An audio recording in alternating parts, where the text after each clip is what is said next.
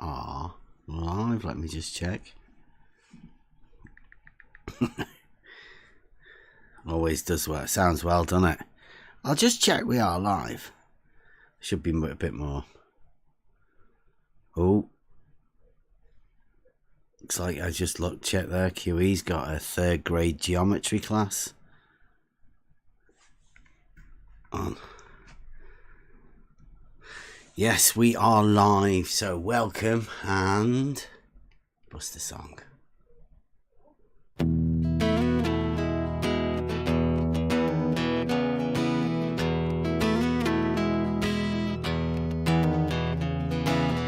It's the echo in your brain. You know you can't sustain the misconceptions in your mind. One day you'll see for sure what all of this was for. Then you can leave it all behind. The journey begins.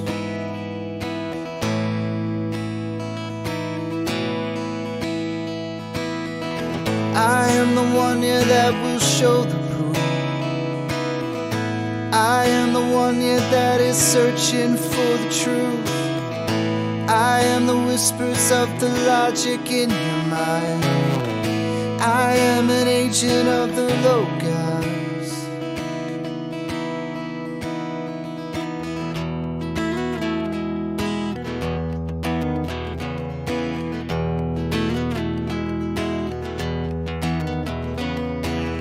In the beginning was found this thing that cannot speak.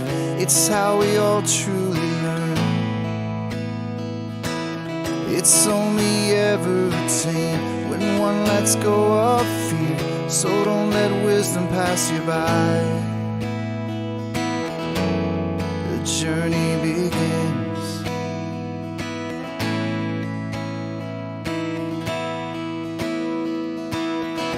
I am the one, yeah, that will show the proof. I am the one, yeah, that is searching for the truth. I am the whispers of the logic in your mind. I am an agent of the logos.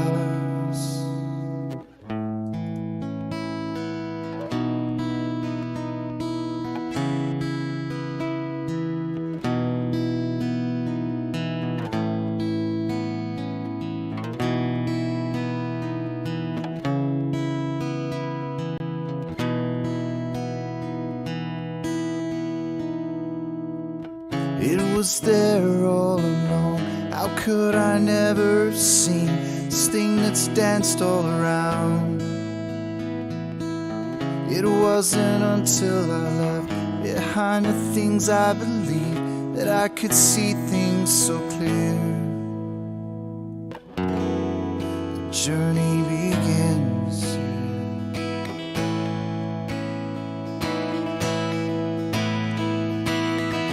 Become the one, yeah, that will show the proof. Become the one, yeah, that is searching for the truth. Become the whispers of the logic in their minds. Become an agent of the logos. Become an agent of the logos. We are the agents of the logos.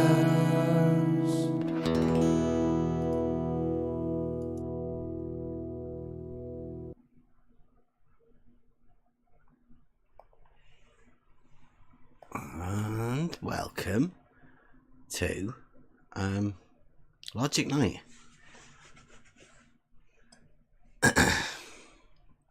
Tonight we will be going over Beddys cross and some pretty fallacious logic that they're trying to be passed off. I call it deceitfully. So are we going all right, everybody? We've got quite a few new people in. I'll be using the live chat, so please be safe with your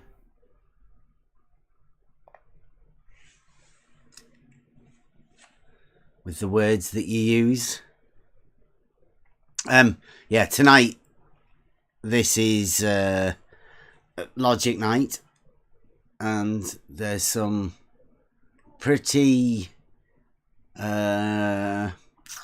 tricks, I'd say, that people are playing within Logic, trying to fool people. This sort of stuff is pretty simple, and we try and make it as simple as possible in order to go through the steps simply to simplify it. We call it t-shirt logic. The idea of it is to simplify logic to make it simple enough for you to put it on a t-shirt and then use that t-shirt as the topic of conversation to be able to help people get used to a logical process and the way of thinking about things logically, which I think is lacking, obviously, within some of the arguments that keep coming back at us. So I go over the series of events that occurred.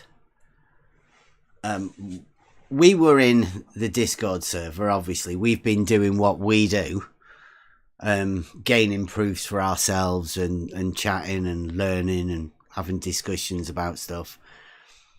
And a few new people join. And then eventually a guy comes in from nowhere outside, right? He's got triggered to come into the server, and that triggering occurred because somebody called him a boomer. So he came in here to decide to have a discussion with us. Now, his so-called credentials were of, I don't know, were writing some paper or something, I think he said. But he did say he had an interest in logic, which obviously sparked our interest because that's what we're trying to do. Now, he then went over to the Adult Globe Earth Discord server and said something about a thank you very much. It could have been delivered my playing cards. Thank you very much. I await payment forthwith. Yeah. Shout out to Mrs. A rush job. That last Z was a bit of a rush job. I had to do it again because I bloody cut it out the wrong way. Yeah. And I cut too much of one. Did it backwards. So. She did a Z and it was wrong. Because I turned it over and I was like, shit. Thank you very much. Right, so he then goes over to the Globe Earth Discord servers and says, I've got some logic for you that he'd learned from Flat Earth servers, I think he said. You go over it, it's on Common Sense Science. What's he called? Research Flat Moon. That guy over there, he's got Beddys went over there with this logic that he called Flat Earth logic that he'd picked up from Flat Earth channels. I mean, I don't know where he got that from because he'd been triggered in from a Discord server. But he then delivered that logic and then came over here wanting to know what we thought of it. And we said it was rubbish. It was obvious rubbish logic. But then he asked us for some logic.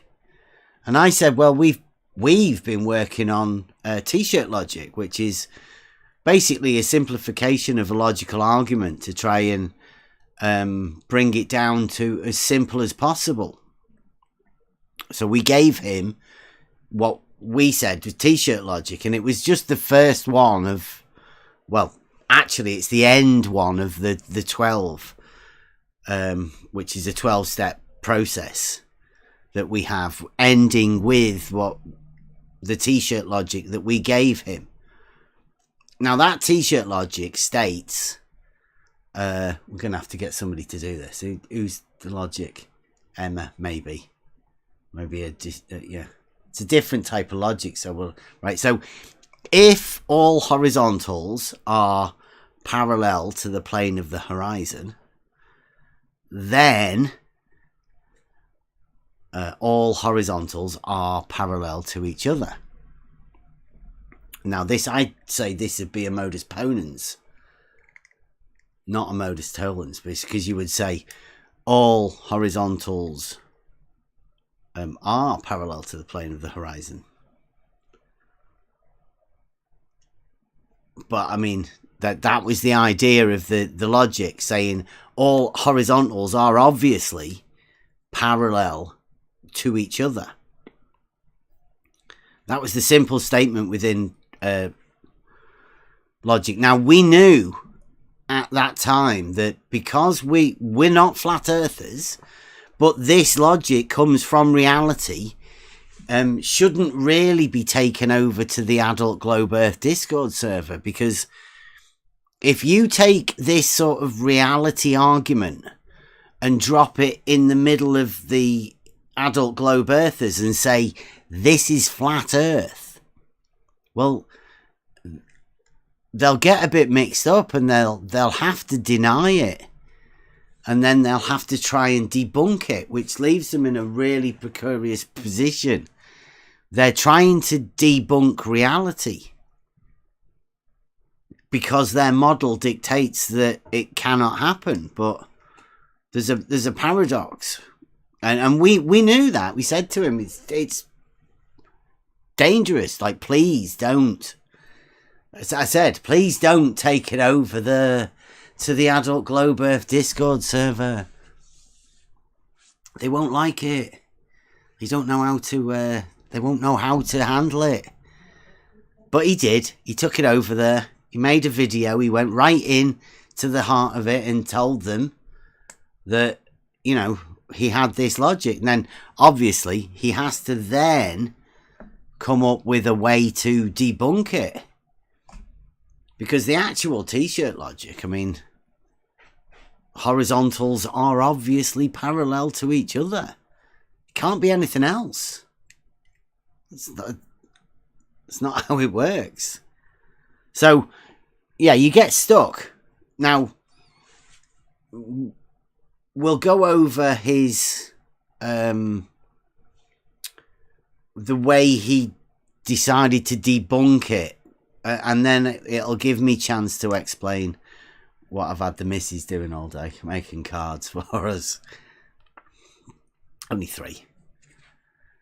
And it'll hopefully it begin to explain how Beddy is thinking within the form of the argument. Now, I don't really want to be going over this.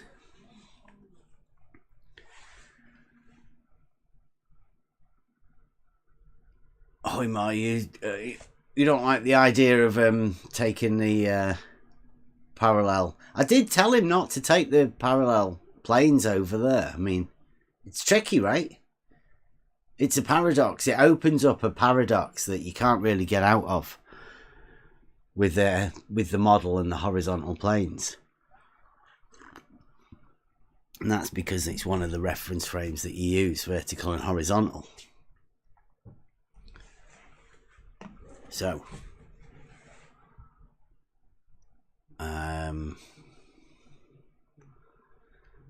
what have we got? Beddy's argument. Now, he came over here to give us this argument. Put it on the screen for you. You guys can see that there, can you? Now, can you see that? Is that big enough for you guys to see? Or should I make it a bit bigger? Can't really. Not for you guys, anyway. You can read it fine in Discord. Okay, so now he laid this argument out step by step. I mean, I don't know why he did it step by step. Because it basically lays it out like this. his argument to rebut t-shirt logic. T-shirt logic. I can get it on the...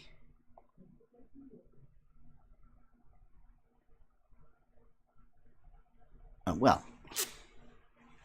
t-shirt logic states... oh, wait a minute. I forgot what my screen on there.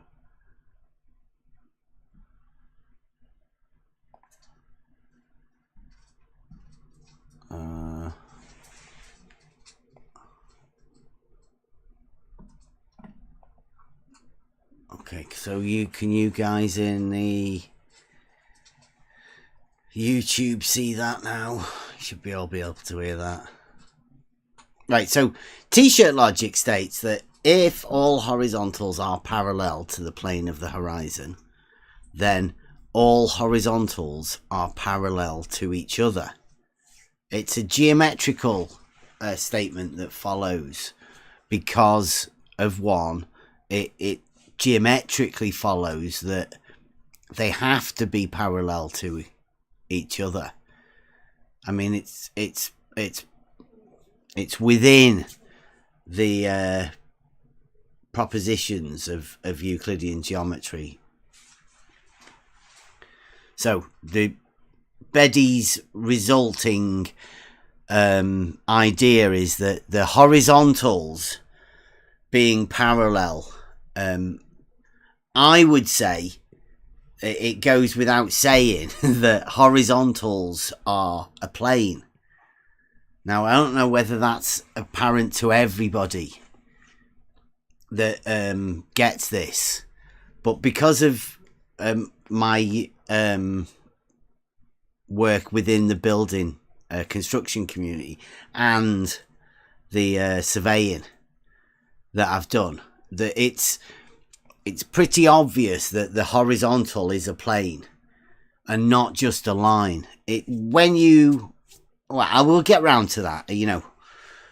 But when we were saying all horizontals are parallel to each other, it's with the understanding that they are parallel to each other because the planes are parallel and the lines are parallel, because a horizontal is an orientation as well. That's why the lines and the planes are always parallel. It's tricky because vertical goes along with it perpendicular, but we'll try and ignore the vertical at the minute and just stick with the horizontal planes being parallel geometrically. So Beddys' argument states, number one, A assumption, I think that's the way he lays it out. Let P be a plane that is parallel to the plane of the horizon. So he has a plane of the horizon and he has a plane that is parallel to it. I would say that would be a horizontal plane, a plane that is parallel to the horizon. So step one, let P be a plane that is parallel to the plane of the horizon. Step two, let A and B be two intersecting lines on P, which is the plane at the first one. So he's got two intersecting lines on that plane. And then he says for number three, let then A and B are not parallel to one another. So he's drawn two lines on a plane that is parallel to the plane of the horizon and says that they're not parallel to one another. Well, we can go through a few more steps, probably skim through them at the minute, to end up with, at 8, he says, so A and B are horizontals, which the they're the ones that are not parallel to one another. The two lines on the horizontal plane.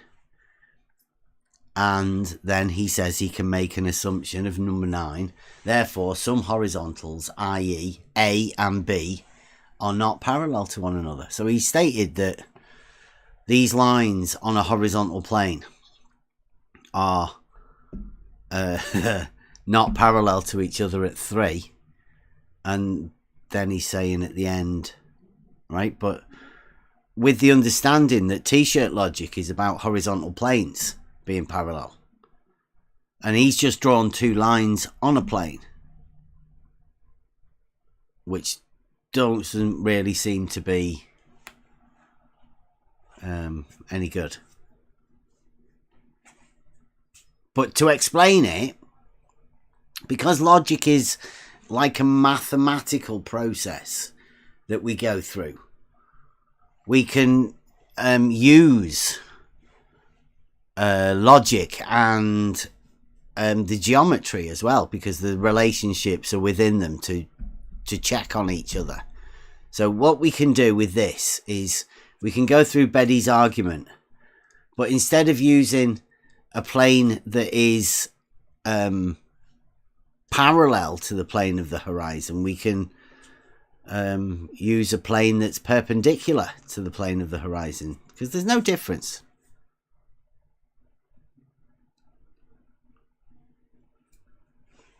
Call it vertical. Which is to say they're both planes. Yeah. It's just a plane. His argument is about planes. Well, the t-shirt logic is about planes being parallel.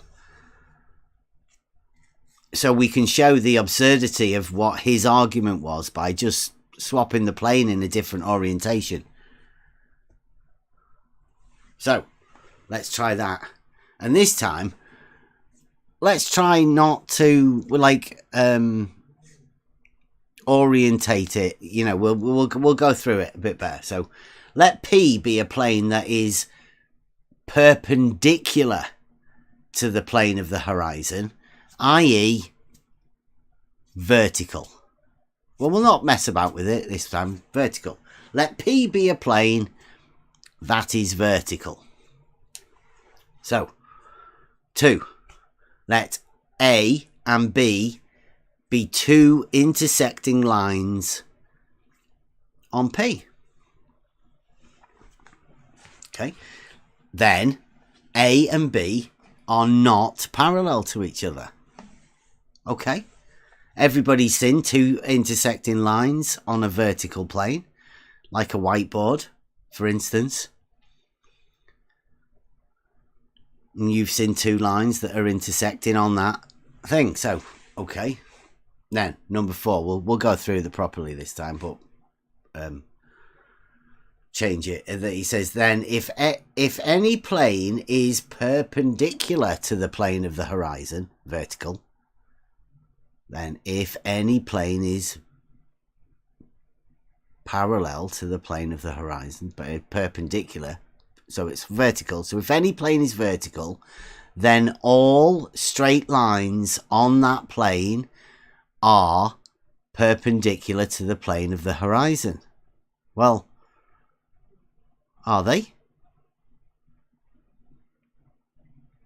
I would say not with that.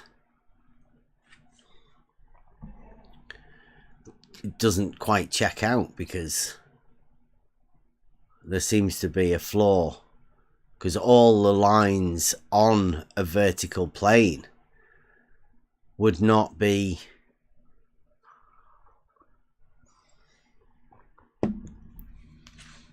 vertical. Wonder why that is. We've got a flaw. We've found a problem. Vertical and horizontal planes, at least, don't seem to be acting the same way. All straight lines on P are perpendicular to the plane of the horizon. Well, they're not, are they?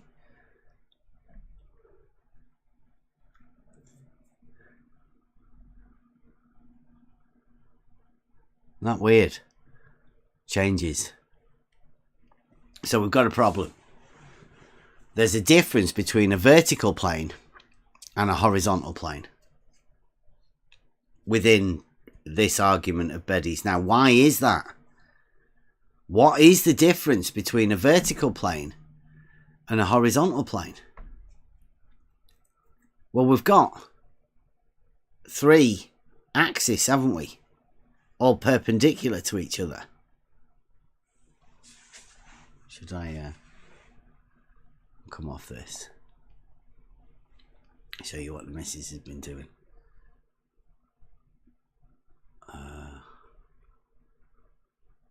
Discord.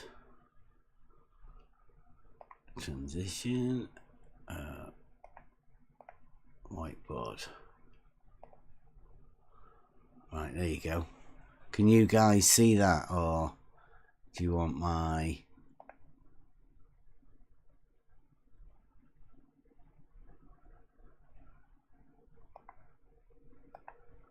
There you go. Turn the screen off. Is that okay for you? You got my whiteboard on there in the... Yeah, we can see that. It's not the wrong way round, is it? No, it's fine in YouTube as well. Okay, it's a little bit fuzzy a bit. Yeah. Okay, so the whiteboard is a vertical plane. It's pretty obvious. It's like a wall or something. Now, why is it that because you've got a vertical plane, you can represent a vertical on it and a horizontal? Here we go, look at this. So you've got this one, Y. So that's like this board here. Right? Just a Y plane. We'll call that this one. The whiteboard. You've got X as well. But X and Y are like that. X is to Y. If this is Y, this is X. Right? So you can just see this as a line. You see this as a vertical line on this vertical plane. And then you've got one more. Z. You're clipping really bad for us in Discord, but not on YouTube. Okay. Let me just jump out of Discord for a second then.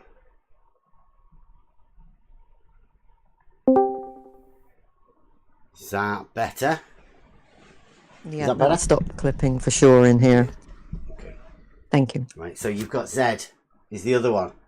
Z, this is the most important one. This is Z, horizontal. You might need to turn your camera back on for us in here. Oh, ugh. So demanding in the Discord. There you go.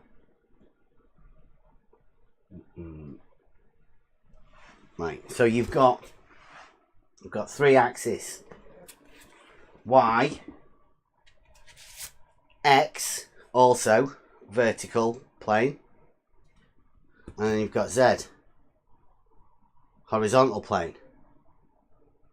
Now, when you're looking at Y and you've got X and Z,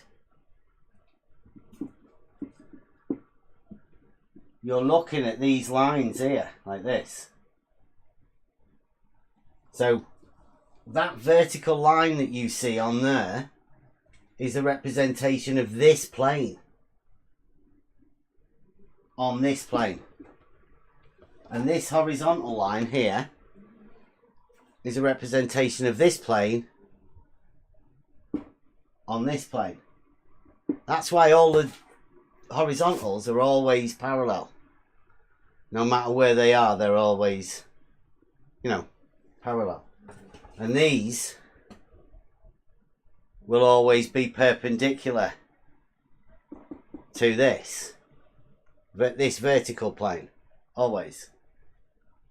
And this one, obviously, that's all on one plane that way. Now, all of these three together make the X, Y, and Z axis. So, whenever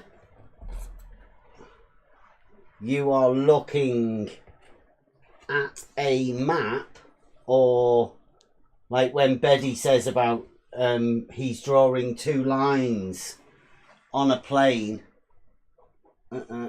they are, I'm rubbish at doing this, they are these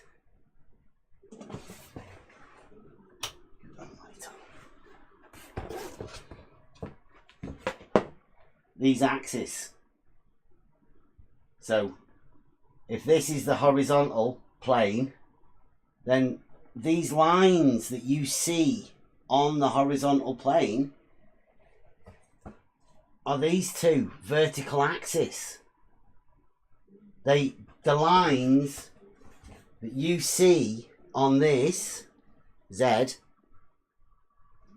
are these two planes represented on the vertical axis, on the horizontal axis. And I'd like to thank Beddys for doing that, because these three, X, Y, and Z, are all perpendicular to each other.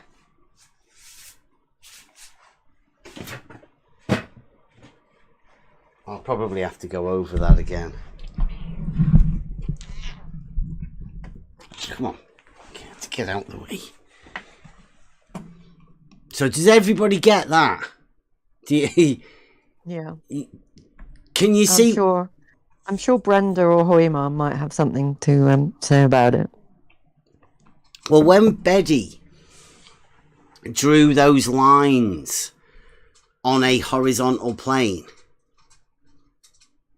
that were intersecting, they were just the representations of those two vertical planes intersecting that horizontal line plane.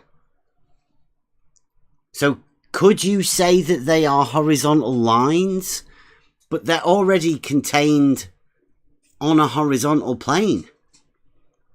Any line, any shape, any 3 points, any 4 points, any 20 points, if you connected them on the horizontal plane, they will always be points, shapes, whatever, on the horizontal plane.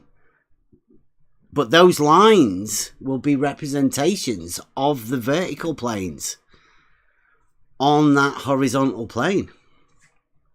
So all Beddys did when he was saying was that all that he said that some horizontals aren't parallel. Well, he just drew two lines on a horizontal plane.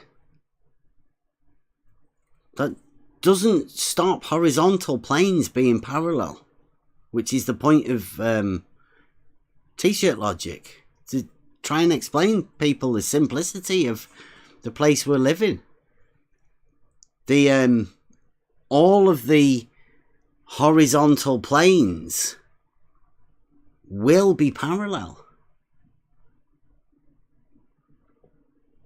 Pretty simply, like, because we've got, let's see, on here,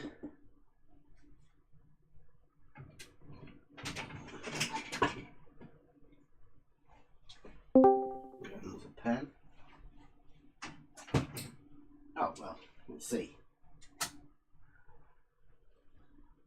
Our water level, here to here, it's level. We've got a laser level that's also a horizontal, and I've got another line here that's a horizontal. Now, that's a right angle there, and that's a right angle there. This is a horizontal. It's horizontal here too. I could just move that over there.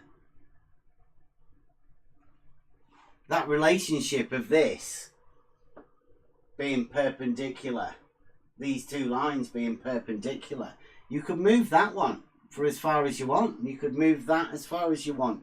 You could extend this line as far that way as you want. They would always be parallel. Always.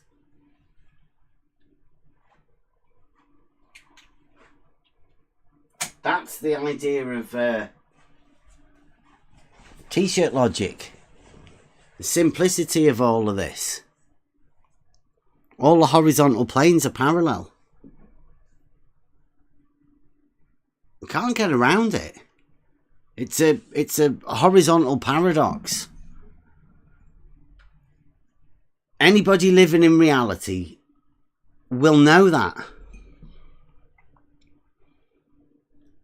How do you falsify all? Oh, hey Betty, come on, pop in.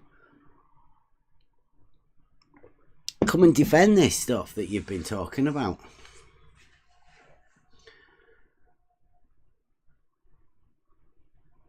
Horizontals are obviously horizontal planes, Betty. Like,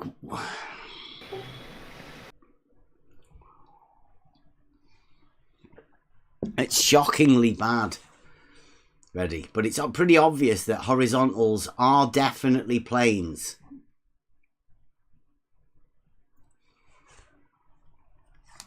And if you want to come in and explain yourself, Betty.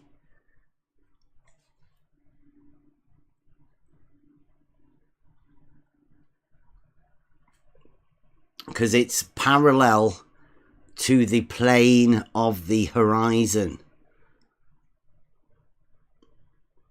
It's pretty obvious you have planes parallel to that. You haven't proved there's a plane of the horizon. Pardon? You heard me.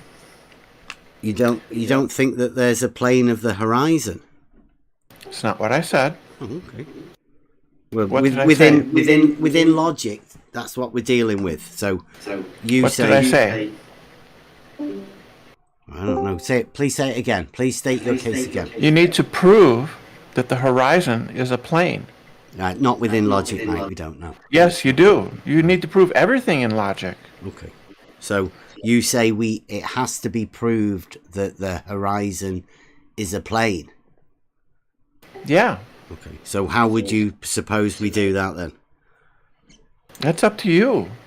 How would you go about proving that it's not a plane? But I'm pretty sure falsification should be much easier, right, than proof, actual proof. Well, one way is to simply look up the definition of a horizon. Okay. And go by, in logic, you either start with axioms or definitions, right? Okay. You either start with those. Yeah. So I mean, you can when it define- says, when we look up for horizontal, it says they are parallel to the plane of the horizon. Would that be the sort of starting place? What are the you want other to have? definitions? What are the other definitions say? Because there's more than one definition. Yeah, but I mean, if all horizontals are parallel to the plane of the horizon, that sort of states that the horizon must be at least horizontal for it to be parallel to the horizontals with, right? Can't I just pick a different definition? Of horizontal or what? Yeah, I can just I don't think pick a different I'm definition. not too sure. Bev, I need to jump in here. One, Brenda, it sounds like you're talking with your mouth full. Second, Brenda, you have got a really bad echo your end of we're hearing what Bev and everybody in here. So you need to turn down your speakers or something, please. Thank you. Well, I couldn't hear that too bad. Does that mean, Brenda, that you clearly disagree with Beddys' entire logical thing that he did? I don't think that Bev knows how to do logic at all. No, I'm asking you that you clearly disagree with Beddys' argument that he Oh, brought. Betty? Yeah. No, I agree with his analysis of Bev. Of Bev, like as a person. No, of his argument. But that wasn't the argument. T-shirt logic Yeah. is completely different argument. T-shirt argument isn't an argument. My point is just that Betty started out with a plane of the horizon, right? So you say they don't exist, so obviously Betty's thing is also false, yeah?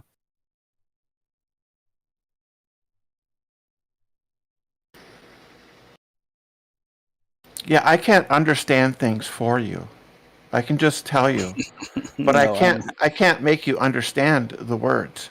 So Bev has not actually produced an argument in syllogistic form. What are modus ponens? That modus ponens is not an argument. This is why I say Sorry, it's you not don't a, know it's any. not a what? Bev, this is why I say you don't know modus anything. ponens isn't a logical argument. That is correct. Okay. That's why I say.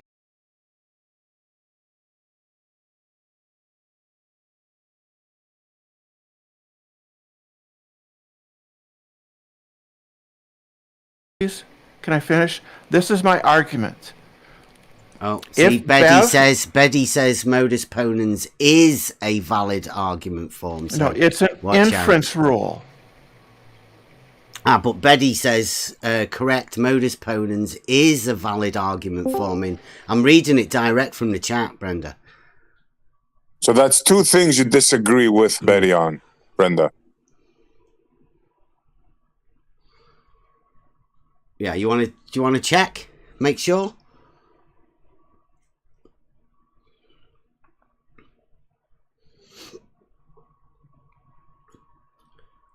Betty, they're not my definitions. Would you stop doing that? Horizontal is horizontal, no matter what I say about horizontal. I can't get away from what horizontal is, Betty. You're acting like a child. Address the actual argument and not something else.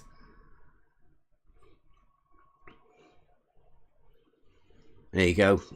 Mike Jones has put it in the chat for you, Brenda, in case you were just struggling to know what. So modus ponens is a valid argument form. Now,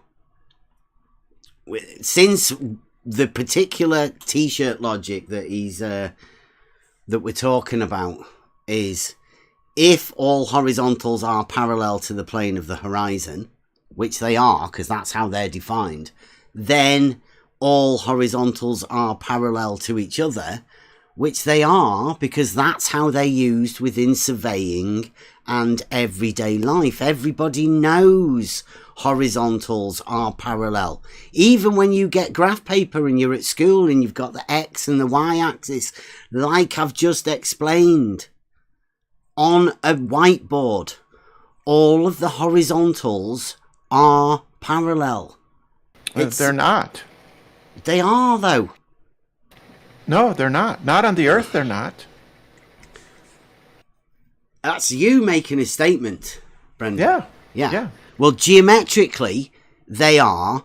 In reality, they are. That's how they're used. Everybody uses horizontals being parallel to each other. That's just wrong. That's just wrong. I mean, in that's reality, you just making a statement. That I know. It's just just in response to you just making a statement. Mm-hmm. In reality, on Earth, all horizontals to a vertical are not always necessarily parallel. Yes, they are. They're all perpendicular to it. Yes. Okay. No, but they're not. That's the point. Horizontal is perpendicular to vertical, Brenda. Yes. Yes. And then come back instead of just sitting here as a naysayer, because that's kind of like... Wait a minute.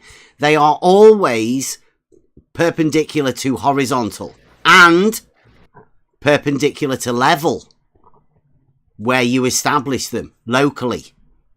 Aren't They are always perpendicular to level, Yep. but level conforms to the surface of the Earth. So they're always perpendicular to horizontal as well. Verticals are perpendicular to horizontal. No. They are, yes. No. Vertical and Horizontal is horizontal are definitely No, perpendicular. You're affirming the consequent again. What? You're affirming the consequent. Sorry, by saying that vertical and horizontal are perpendicular. No, by saying that vertical. So horizontal is defined as perpendicular to a vertical. Wow, Brenda, and nobody's watching this now, right? I don't care. Yeah, I'm seriously. I've lost 15 viewers, even if probably So more. here's the point. This is how little you interest anybody. Nobody wants to hear absolute bullshit of somebody saying that vertical and horizontal aren't perpendicular. You're the best the globe model has got, and you're saying stupid shit. Bev, vertical That's all and you're doing is saying Bev, stupid shit. I asked you vertical- to go and find the proof for your claims instead of just making them, you know? Bev, vertical and horizontal are perpendicular to each other. Absolutely. But not all horizontals established to a vertical anywhere on Earth will be horizontal with a different horizontal. Yeah, you've got horizontal to horizontal. You said that vertical and level are perpendicular, and now you've said that vertical and horizontal are perpendicular. Are they not the same? They're not the same. How can they not be the same? They're both perpendicular to vertical. That makes them the same. No, it doesn't. It's because they are at different locations. Again, your Brendaism. Brenda. No. Yeah. You're just showing everybody what you have to do. They are at different locations. Therefore, they are different verticals. No, the vertical Still is parallel, still perpendicular. perpendicular. Bev is wandering Still off, empty muttering to claims. himself. Still empty claims, Brenda. It's not claims, it's definitions and logical It's arguments. empty claims, Brenda. Yes, what you claim. So vertical is defined as being established by gravity. That's how it's defined. Perpendicular to horizontal. No, that's not how it's defined. It's not. Are you your own Vertical- proof, Brenda? Are you your own proof? Your Horizontal- word is what goes. Horizontal is defined as perpendicular to vertical, but it doesn't follow that vertical is defined as perpendicular to a horizontal. Bicycle wheel. Perpendicular Because to that would each be- other, Brenda. Because that would be affirming the They are consequence. perpendicular to each other. If one is perpendicular to the other, it follows that the other is perpendicular to No, the it- one. Nope, because you're They are affirming the consequence. No, You're committing a fallacy. This is Vertical- live, right? Do we not have any Embarrassing, more Brenda. globe support for Brenda? 'Cause Vertical is Brenda is defined. absolutely wrecking the globe model here, exposing how the paradoxes exactly work. Right? You have to give up perpendicular, horizontal, and vertical planes. Yep. Brenda, I mean, you are showing everybody what the paradoxes make you do. And you're the best that they've got. They've thrown you in. Thank you. I'm not the best. Sacrificial I'm lamb. not the No, best. no, you're obviously not. You're a sacrificial lamb. But everything I say is Because nobody absolutely else true. dare come in here and say it either. Because they have to say stupid shit like you're saying right now. On the globe, Bev. There you go Vertical. again. Yeah. Vertical is established. This globe. Vertical Globe is makes me say established it. by It's not gravity. me. It's not me. Globe. Yeah, so that's the thing. You say on the globe, right? Yeah, we can agree with you on the globe. But in reality, though, horizontal and vertical are The perpendicular. globe is real. Straight The globe lines, is real. planes. Model Yeah, the affliction. This model is a of the- perfect example of model affliction. There's no such thing as model affliction. Yeah, there you're is. demonstrating Walking- it, Brenda. Walking example of it, Brenda. Yeah, How you're so? the living proof. How so? Do you not listen to yourself as you speak? Yes, I know exactly what I'm saying. You sound like Okay, you've you been wanna to the repeat it dentist, all? Brenda. Are you alright? You sound like you got a mouthful of dried peas. So I don't care what you're tossing out a red herring. This is unimportant. Certainly is, Brenda. She asked you, when you speak, do you listen to yourself? Yes, everything I say is absolutely true. Are you sure? Because you're pretty contradicting. I'm pretty what? Contradicting. No, there is no contradiction in anything I've said. Yeah, there is, because you say one thing and then you say another, and it's very But I confusing. don't. And you're really bad example for the whole globe people thing. But I don't if say you're going contradictions. to spout out stuff, you've been rude the entire time. You've cut people off. You've said one thing. You said another thing. Oh yeah, it's perpendicular. No, but not everything is perpendicular. Cut that out. Ain't working. It's Sorry. not contradictory. Nothing I've said is contradictory.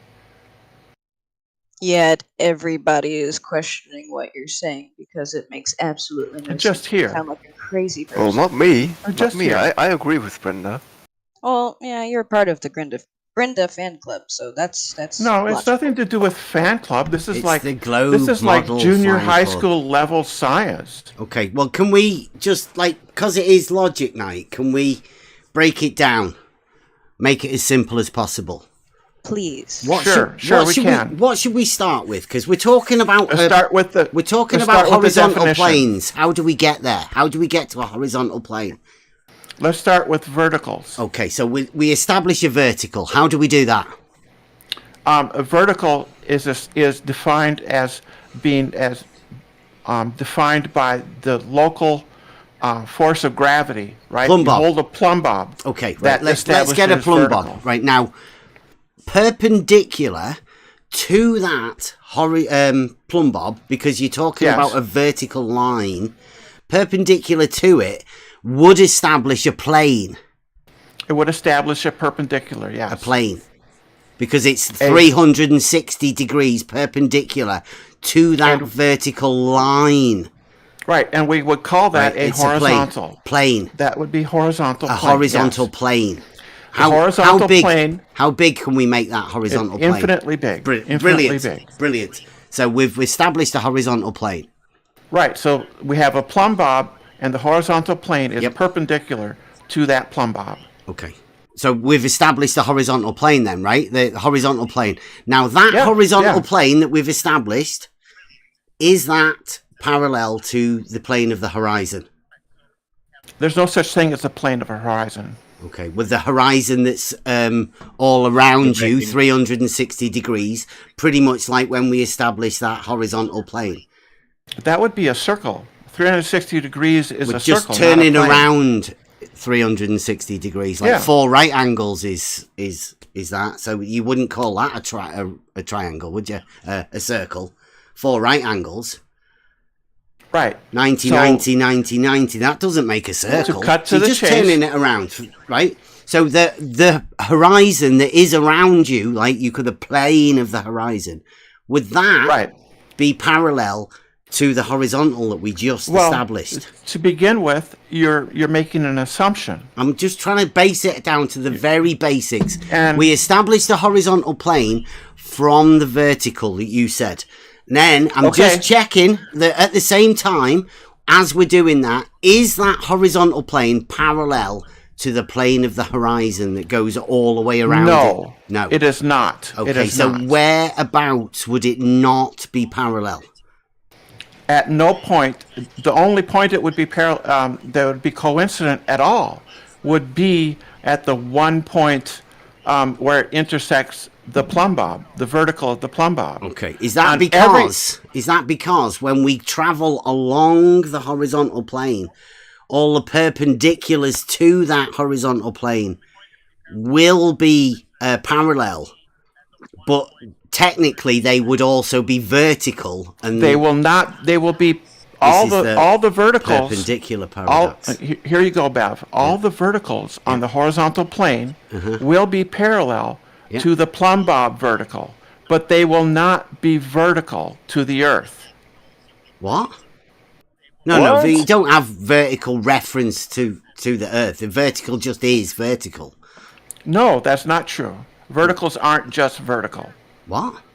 We already decided to define It's the vertical. identity, right? We have to identify vertical as being vertical at the beginning in order to establish perpendicular to it, to establish the horizontal plane.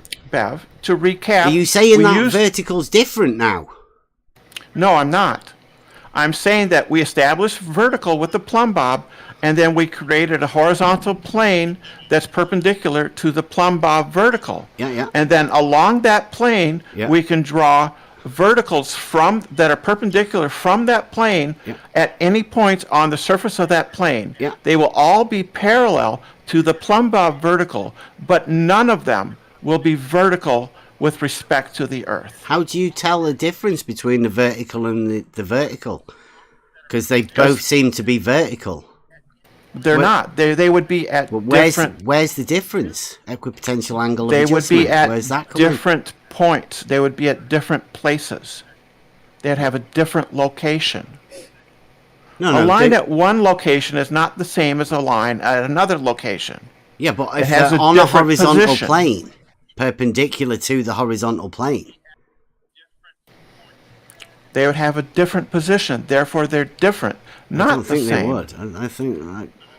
Is a line I think you're at a getting different... confused. If two lines are at different positions, are they the same line, Bev? Well, it depends. Are they the same No, line? because they have different coordinates. Are you talking about vertical lines? A point on the line of line A... Would they both be perpendicular to the horizontal? Let's say you've got a line from A to B, right? It's just a line. Now, can you make that line horizontal? Horizontal is a relationship. Yeah, it would need to for be the line. Can you? It would can need you to make be that perpendicular. line horizontal? It would need to be perpendicular to a defined vertical. No. Can you make the line horizontal? You would need to place it at 90 degrees to a vertical, wouldn't you? Okay, so at A, could you have a 90-degree line? And at B, could you have a 90-degree line?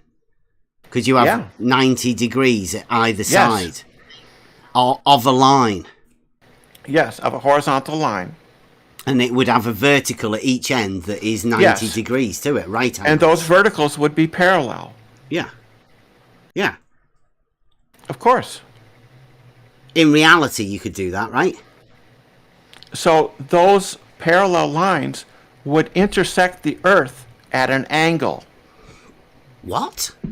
They would not intersect the Earth at 90 degrees. I'm not too sure that you should be talking about this. I think you should be. Are you getting your phone call?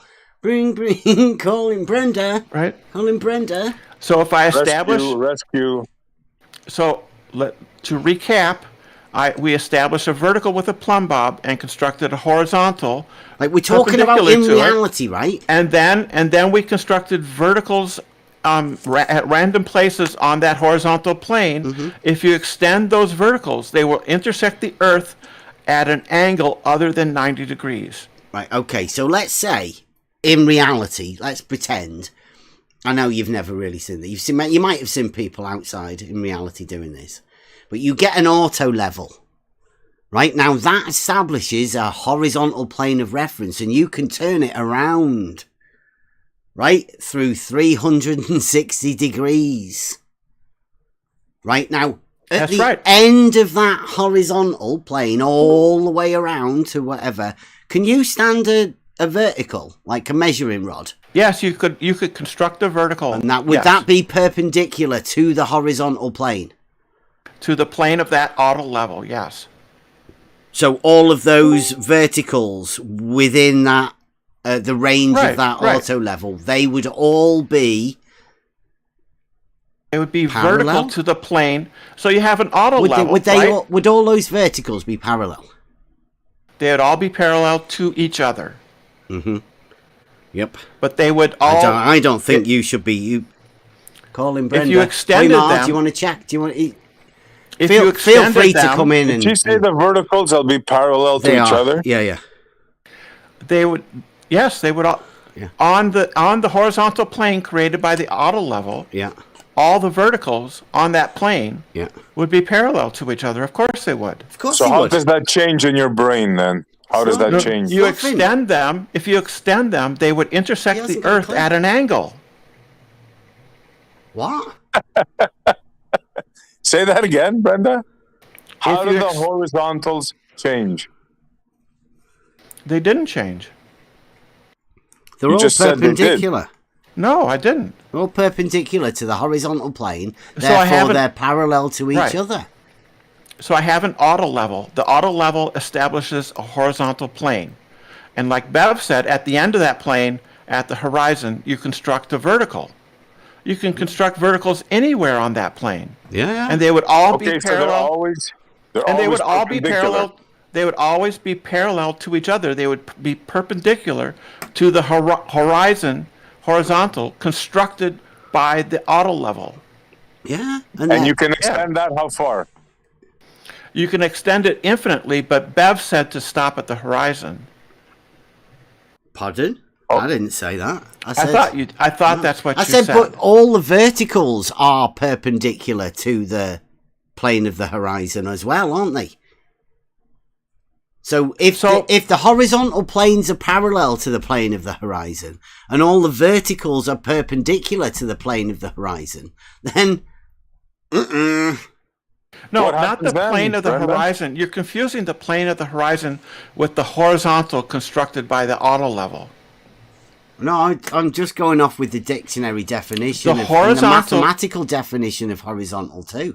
The horizontal constructed by the auto level will not be parallel with the plane of the horizon. You're just saying words there, Brenda, but you like geometrically it means nothing because you're It does. obviously ignorant of the geometric facts that you're talking What about. fact? What fact am I ignorant of? The one that you keep violating. Well, which one is that? Obviously, I don't know. Well, you don't understand what perpendicular to, plane of the horizon or plane of anything, perpendicular And to parallel. that means. Perpendicular means at right angles, 90 Yeah. degrees. Yeah. Right. How about parallel? What does parallel mean? That means that they don't intersect. There you go. Bingo. Right. What else needs to be said? Well, none of this mentions the plane of the horizon. The horizontal, all horizontals are parallel to the That's plane not. of the You horizon. have to prove that. You can't prove Dictionary. that. I mean, do you want me to? Should we prove the dictionary's wrong or like Bev, what? Do you? So How does you how have does a that work? You have an auto level set up at one place. I set up an auto level, say, 5 miles away. That auto level will create a horizontal plane that will intersect with your horizontal. You see this here? It says in the horizontal. It says at right angles to the vertical, parallel to level ground. Right, and then a bit further on, number 2, it says, don't get offended, it says flat or level, a horizontal position. And then it says near, on, or parallel to the horizon, measured or contained in a plane parallel to the horizon. I mean, a horizontal distance. I mean, there you go. Have you ever thought about that? So How they work the shortest distances, Brenda. in logic, we don't prove things by citing dictionaries. Do you not get your P's? You've got to make sure you get your P's right, surely. Right. Did Beddy not do it when he was doing his P's, or did he just go, Bev, what do you think? Without actually looking up what her horizontal was. No, you're talking about logic. You were the one that's talking about logic. It is logic night. It is logic night, and we are trying to refine. We're not talking the about logic. what we were 5 minutes ago. Now The We have to logic. change Yes. subjects. No, the logic. It was you that brought up Beddy's argument. Can you not remember? I didn't bring Did it you up. forget You it did. up? You did. Well, it's logic night. No, I said we You don't. said you prove things by agreed with looking up- Beddy. Sorry, I think that's something I may have got mixed up. Yeah, that was like 15 minutes ago. Ben. Okay, here's the one. This Yeah, is a so good you're one. changing the subject. subject coach for maths. This one says we're checking P's. So something is horizontal if it goes from side to side rather than up and down. Horizontal lines go from left to right and are parallel to the horizon. Vertical lines go up and down and are at right angles to the horizon. I'm not using that definition. If that necessarily means that it's a straight line, right? The horizon's got to be if verticals go up and down and are at right angles to it. Like if you understand geometrically what a perpendicular is and at right angles to. I mean, I'm not using your Merriam-Webster definition of horizontal. That's subject coach. It's for maths topics. Don't care. So these are mathematical definitions. Yeah, don't care. I'm not using that definition. You're not using that one. See if I can find another one for you. Yeah. About that one. Well, orthographic projection. Have you ever done any You could always supply your own definitions, Brenda. If you're not happy with the ones that are being supplied, you could always supply yours that support your claims. How about that? Because so far all you've done is criticise and supplied nothing. Mm-hmm. Always the way. I mean, this is the best why we've got. Yeah, that's why my first very question was to ask if. So Brenda, how about you stump something up, Brenda? Actually prove what you're saying. Instead of just sitting there bitching and moaning as usual. This is why I got a bit frustrated earlier. With your mouth full of dried peas. But the stuff that Brenda says is very triggering. So it's confusing too. So why is it triggering? Why would it be triggering? You say the most mind-numbing things, and you also, like I said, you contradict yourself. One moment There's you're saying, contradiction. "Oh, yes, it's parallel." One moment you're saying, "Oh, no, it's parallel," and then another moment you're saying, "Oh, it's parallel, but it's not." And then, because I can explain why that is. I can explain that why that is. Because you have a law of identity problem, Brenda. But you personally have a massive identity problem. No. Yes. So your personal Brenda. Insults don't matter to me. It's not, Anima, Brenda. You keep changing what things are. You don't know. Yeah, your personal insults don't matter to me. They're the last refuge It's not of a a personal insult. It's not a personal insult. So the problem is what you are doing within the law. I'm trying to tell you. I'm trying to tell you. Refusing the law of thought. I'm not. I'm trying to tell you. I'm trying to tell you. Those are actual things that everybody, not everybody knows about because you're proving me wrong now, but it's in your face and you're refuting it. You haven't shown a single contradiction in anything I've said. I don't have to show it, dear. Yes, you do. It. You show it. Brenda, I'll show you one. You defined vertical as parallel. No, I did not. Not parallel. Yeah. No, I did not. I did not. That's a lie. Okay, so what is vertical? Is it parallel or not? Vertical is defined by the local direction of gravity. You just changed it again. No, that's what I've always said from the beginning. Vertical. We're gonna. I'm jumping in now, please. Brenda, what is gravity? And what direction is gravity? This is logic night. Is that where you want to go? Logic night. Right. There's no logic in gravity. There's no gravity logic in gravity. Yeah, sir, of course there is. Gravity is an observed natural phenomenon. That's not logical. Down. That's not logical. Of course not. It's contingent. It's not. Okay, gravity's not logical. Please keep it out of then. It's logic night. Yeah, wait till you come model affliction night. It's nomological. It's not logical. It's nomological. Gravity is a complete non sequitur to geometry. Thank you. No, it's nomological. It's not logical. Brilliant. Let's try to skirt the question. Are vertical lines parallel to each other, yes or no, Brenda? Don't say that. Brenda's already said that they are parallel. No, they're not. She said both. She said both tonight. They are definitely parallel. It depends on the circumstances. You see? Brenda. Law of identity violation. We're gonna have to get rid of you. Sorry, Brenda. You're talking. That's not a contradiction. Super mute. No need to. Anybody need to hear that? It's a bad mic anyway. Did you hear that fuzz in the background? Thank you so much. Well, I really can't appreciate stand that. it. You can only go so far, right? Now, as Anima said, thank you very much. That's too much. Brenda's not helping anybody, and obviously not helping us, because I mean everybody knows once you prove Brenda a liar and prove that Brenda doesn't know anything about geometry or logic or anything, then there's no need for you to go on. But Brenda there from then on is only talking to the Globers, and I wouldn't thank anybody that lets Brenda say that sort of shit, even if the globe model predicts it. If the globe model says you have to say it, there should be certain things that you shouldn't say out loud, because it exposes how fucking ridiculous the model is. And Brenda does it like that. Sorry, globe model people, but Brenda just exposed why you have a paradox around the vertical plane, the horizontal plane, and perpendicular. The meaning of perpendicular at right angles to means it's plane on plane. It's a straight line forming a plane, like vertical forming a horizontal plane. So Bev, can I ask a question?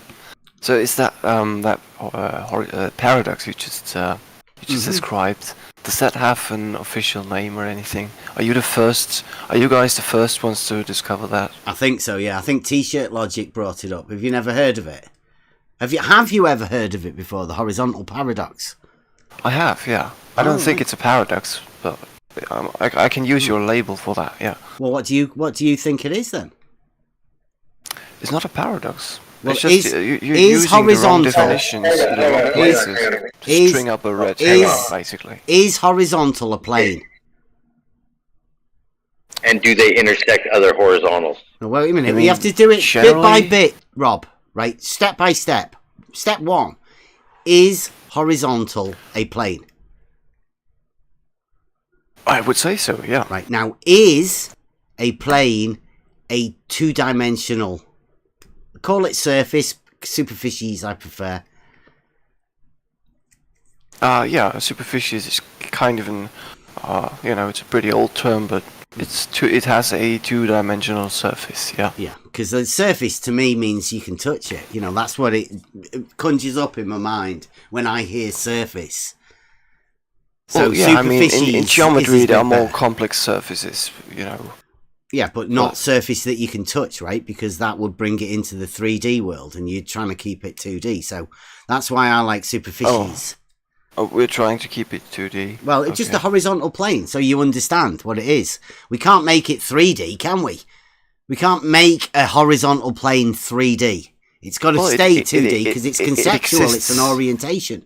Yeah, 2D. I mean, it exists in three-dimensional space, but it has a two-dimensional in reality, surface. yes. We're always talking about reality, always. Great. Right, yeah, so that's great. A 2D horizontal plane is a thing that exists in reality, right? That you call, I call vertical datum.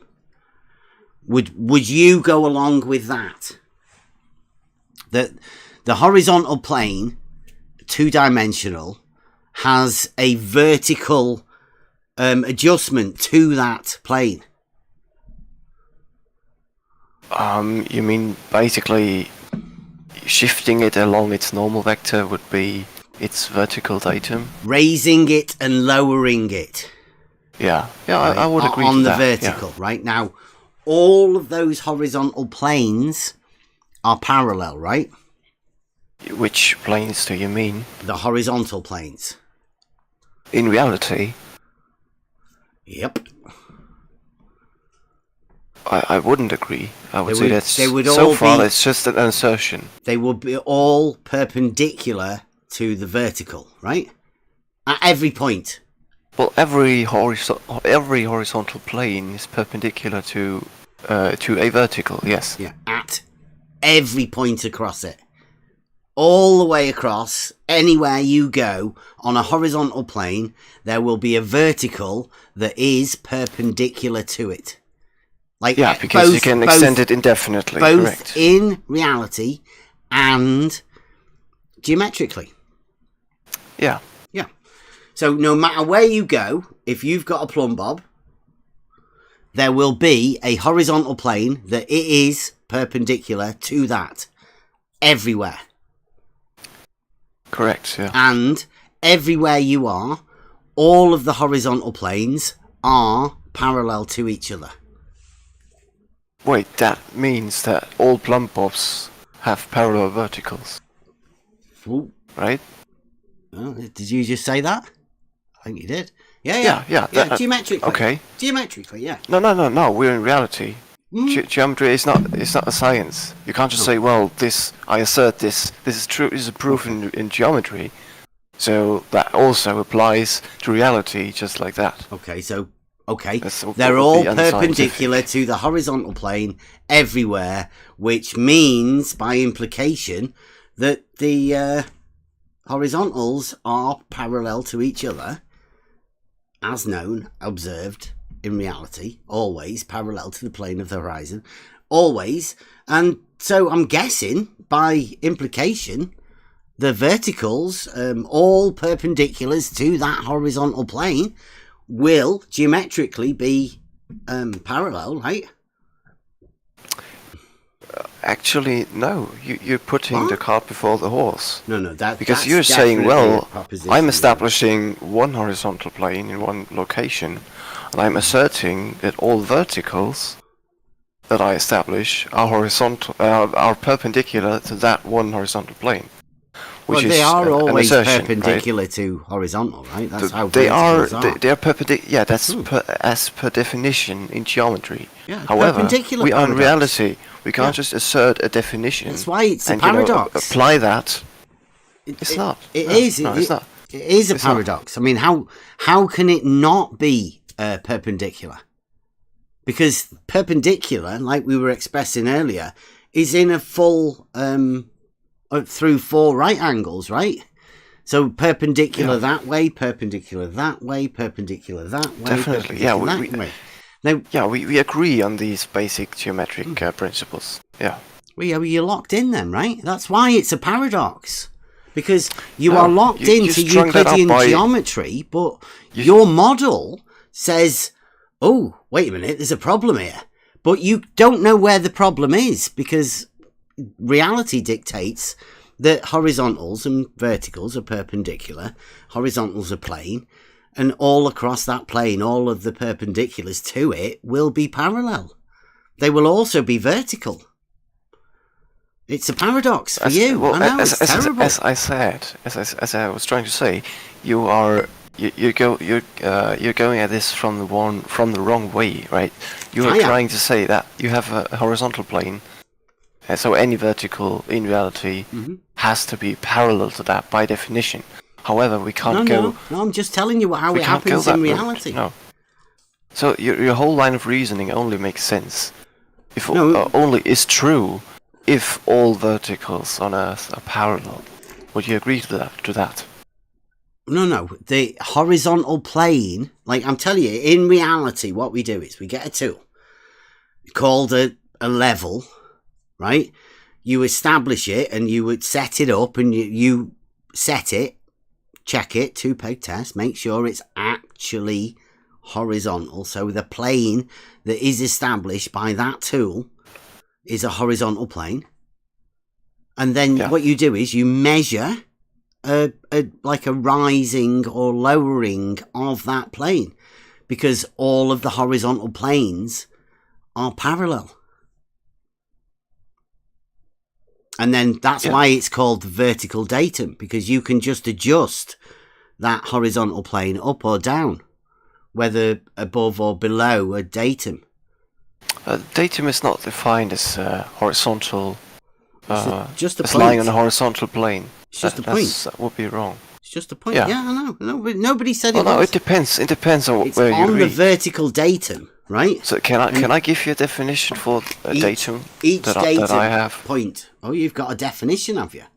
Yeah. Okay. So a datum. Will you would, accept according the to that- definition of horizontal being parallel to the plane of the horizon before you start? Yeah. Okay. Okay. Where's So your datum- definition cite from? It's from the book Elementary Surveying, 7th edition. Okay. Elementary. Yeah. Like it. Yeah, you do, don't you? So, datum. Datum is any level surface to which elevations are referred. For example, mean sea level. Also called a datum plane, though not actually a plane. Yep. I mean, Because it's obviously that. Yeah, it's a series of datum points that all have an established difference, right? Well, I mean, you don't really want to agree to that, I'm sure. What? Well, they're saying a datum is not actually a plane. Yeah, because the datum that presupposes a globe, the datum right? point. Yeah, I know. No. It does, though. Wait, the datum points are all at different heights. Well, no, in one so it's datum. not a plane, is it? How can that be a plane if they're all different points? That's the elevation. And a datum is a reference, you know.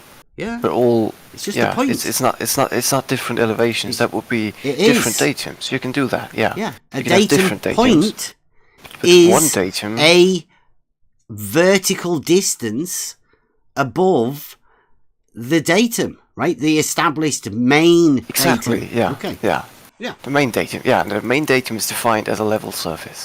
Yeah. So if you have not as a horizontal plane. A level surface, you think level's different than a horizontal plane? Well, generally it may be, and yes, I think it's different. Is level perpendicular to a plumb bob?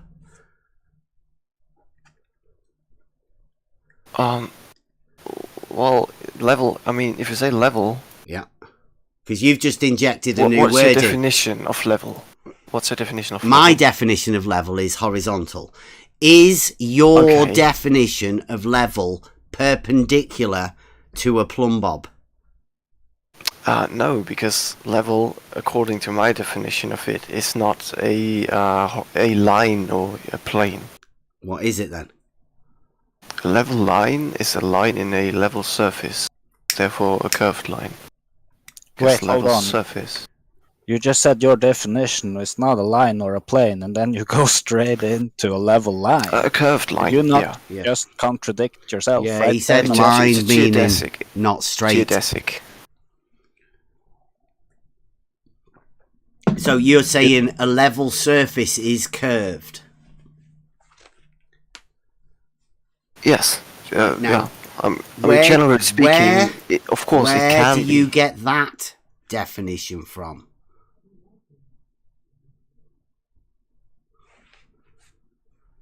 Because that follows if we actually measure. Follows from if we actually measure verticals. It follows. You won't answer it because we got it from MC2. What does it follow from? Yeah, that's a simple question. Where, that's a question. Did you get that from?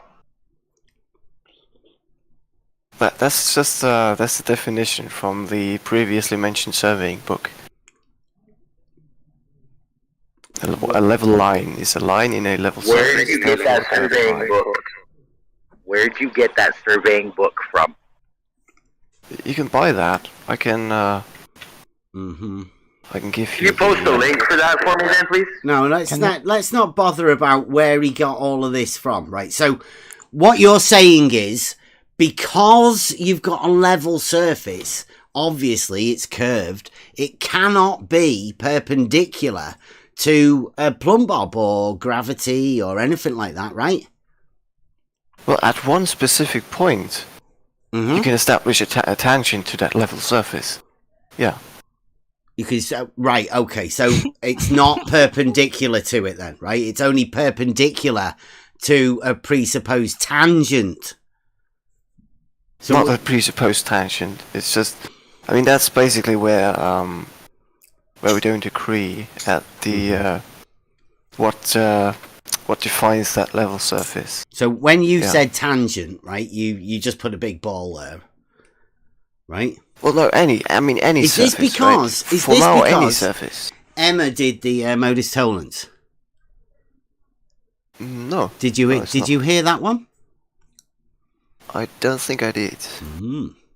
Should I get it? Yes, you should. Yes. I'll put it in the For Discord crying out live loud, chat. yes. Well, I've heard it previously, but not directly. I'm not sure what you're talking. When she mentioned that exactly. Oh, wait a minute. I think I got. We want Buster on it as well, don't we? Emma and Buster together. What a team!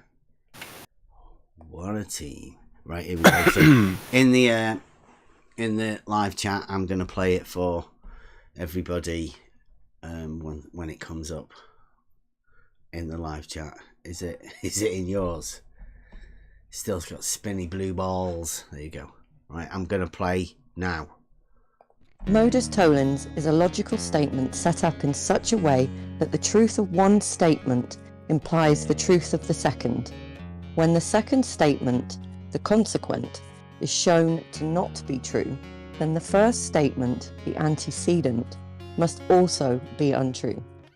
T-shirt logic is a way for these simple logical principles to be broken down for ease of understanding.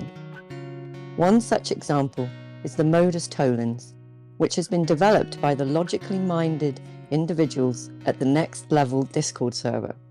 If the Earth is a spherical object, P, then the surface of liquid water at rest must curve, Q. A water level is a tool which establishes a horizontal plane of reference, consequently not Q. It is not Q, therefore it cannot be P. Ergo, the Earth cannot be a spherical object. There you go. So, a water level establishes a horizontal plane of reference, but you seem to say that level was curved. But I mean, a horizontal plane of reference definitely is not curved. So, where do you get the fact that level curves?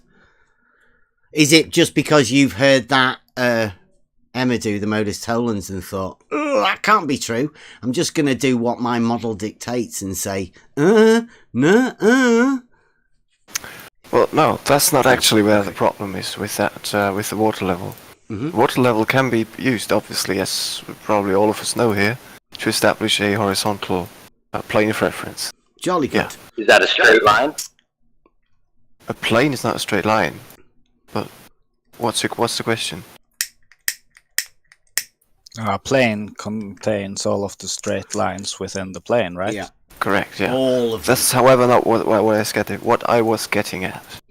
What I was trying to say, although you can use it to establish a horizontal plane of reference, that does not mean that the water curves ever so slightly, because at the scale, at the distance where you use water levels, you won't notice a curve. The water curving at the rate it does on a sphere of Earth size. Yeah, a horizontal plane doesn't curve. So, yeah, you just violated the law of identity. No, You'll never notice a curve in a horizontal plane because I'm saying there isn't any you wouldn't. curve in it. It's on the micrometer scale. There's so none. Your hypothesis there's no of curve water not at all. curving. Zero curve in a horizontal that's an plane. assertion. I know. We know what a plane is, Biff. I hope we do. Yeah. So let's move on from that. Well, the fact either that it is horizontal or it is not. Law of identity. Don't wiggle away from that. Yeah, when does the plane start to curve in your head? When does the plane start to curve? A plane by definition does not curve. We all know that. So a horizontal plane does not curve. Correct. Yes, thank you. That's all you have to say. Now sit and think about what the implications of that is. There is no implication of that. Your Just play that hypothesis back. is not falsifiable. You can't falsify the globe with a water level. That's what I'm saying. Nobody's trying to do that, right? It's just a logical statement. Come on, Beth. That's what your video was trying to do. Falsify the globe in 1 minute and 2 seconds. No, dude. It's just an example of a modus tollens. Don't get upset. They're just I'm not, words. Yeah, Emma even said Like, so. they're One really such bad, example. dude. I mean, it's not just an example. You it's an intentionally example posted of that. the modus tollens. I mean, we've Why got are you plenty running more. from your own claims now? What I mean, claims? You posted that video for a reason. Why Yeah, did you post that then? a water level is a tool for establishing a horizontal plane. Right now, I agree. all of those horizontal planes are parallel. It's an unavoidable fact as well, right? In all one of coordinate that, you, system, you all have to horizontal do. planes are parallel. Yes, Yeah, yes. I know. That's In what we're reality, saying. however, all horizontal planes depend on the vertical direction of gravity. So it's not as simple as that. And gravity, Gravity so is a complete non sequitur to geometry. For the 20th time, Hoimar, you drew a circle on a piece of paper, and gravity did not affect your circle on that piece of paper. Just drop your gravity bullshit, please. We're doing logic. I know you like to talk about that, but in reality, we can't do without and I know you like to ignore it, right? We just call it vertical, right? You're just changing the word, right? We can just use vertical for gravity, can't we? I mean, that would be incomplete, but it's you know, I mean, if we agree that vertical in geometric follows, terms, right? As far as we're talking about verticals and horizontals, perpendiculars and parallel, we can say that gravity, right, is exactly the same as vertical. But since we use a plumb bob to establish vertical, and gravity, how would that act on a plumb bob? Any different? Would it cause it to be vertical? Is it gravity that makes a plumb bob vertical? It is. Right, okay. So we can just use vertical. There's no need to bring G into it, right? Little g, big G. Doesn't really make any difference because we're just talking about vertical. Simple geometric principles. Well, the problem is that reality is not geometry. No, there's no problem. We are dependent. Right? We are dependent. This is it's your paradox to define any vertical on Earth. There's no problem. If it wasn't for gravity, for people that just live in reality. If it wasn't for gravity, we wouldn't even have a frame of reference, no orientation, no up. Well, we do have vertical and horizontal. That's how well it's described. It wouldn't. It would be arbitrary. Vertical and horizontal do exist, though, right? And they are perpendicular to each other. They are planes. Come on. Why do you keep repeating basic geometric definitions? Because that's how we're describing it. That's not in contention. I'm just yes, and that's what I'm pointing out to everybody. You're not trying to stray out of the bounds of vertical and horizontal and being planes and horizontal being parallel.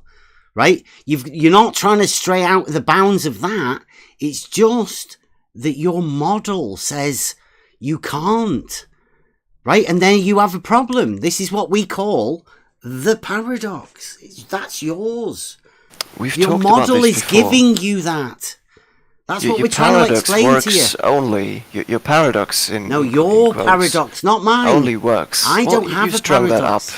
You strung that up only by definitions, which you like to do that. It's on yours. Everybody can see what's going on. It's you that has the paradox, not me.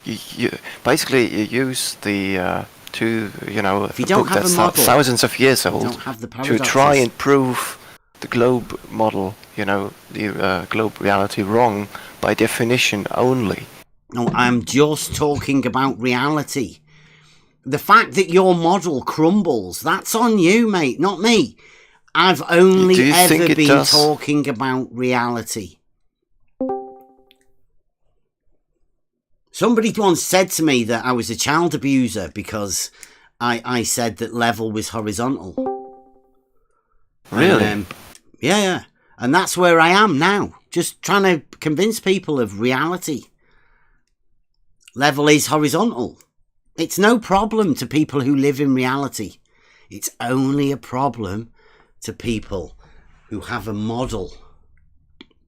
And also we've generated this bigotry towards another group of people that they imagine they can just chuck people in that box and express all of their bigotry too. Well, it doesn't work when you're dealing with reality. You come up against, it's hard work, isn't it? The first step would be to establish the first step in such a discussion would be to establish a definition which we agree on. So if you define vertical as being parallel to horizontal in reality, and that's the definition of vertical, then that is circular logic, because all horizontals in reality are also defined by the same vertical direction. What are you talking about? That we have a fundamental problem with the definitions You've already. got a massive problem, because you're generating something that you imagine. Have you ever heard of the 12? Sorry, what? Have you ever heard of the 12? We have a 12 step. 12, yeah. Do you want to go on it? You mean you present them to me and I'll tell you when I disagree? Mm-hmm. And then we'll stop. Yeah, right. Okay. Fine, yeah. Okay. Let's do it. All right. Let me get the... I predict step 2. Maybe we'll get through step 1. Maybe. No, SE, come on. Give him more creds than that. Okay, I'm being generous. 3, maybe 3. Okay, you want... Nothing personal, Hoymar. It's just past experiences, that's all. Yeah. Fine. Okay, can you guys see that?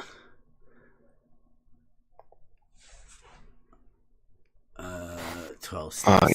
12 steps to t-shirt logic.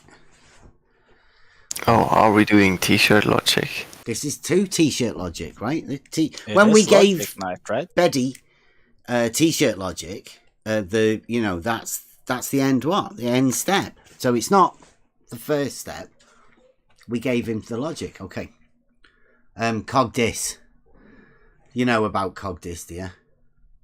Oh yeah, I know that from the flat earthers like to throw that phrase around.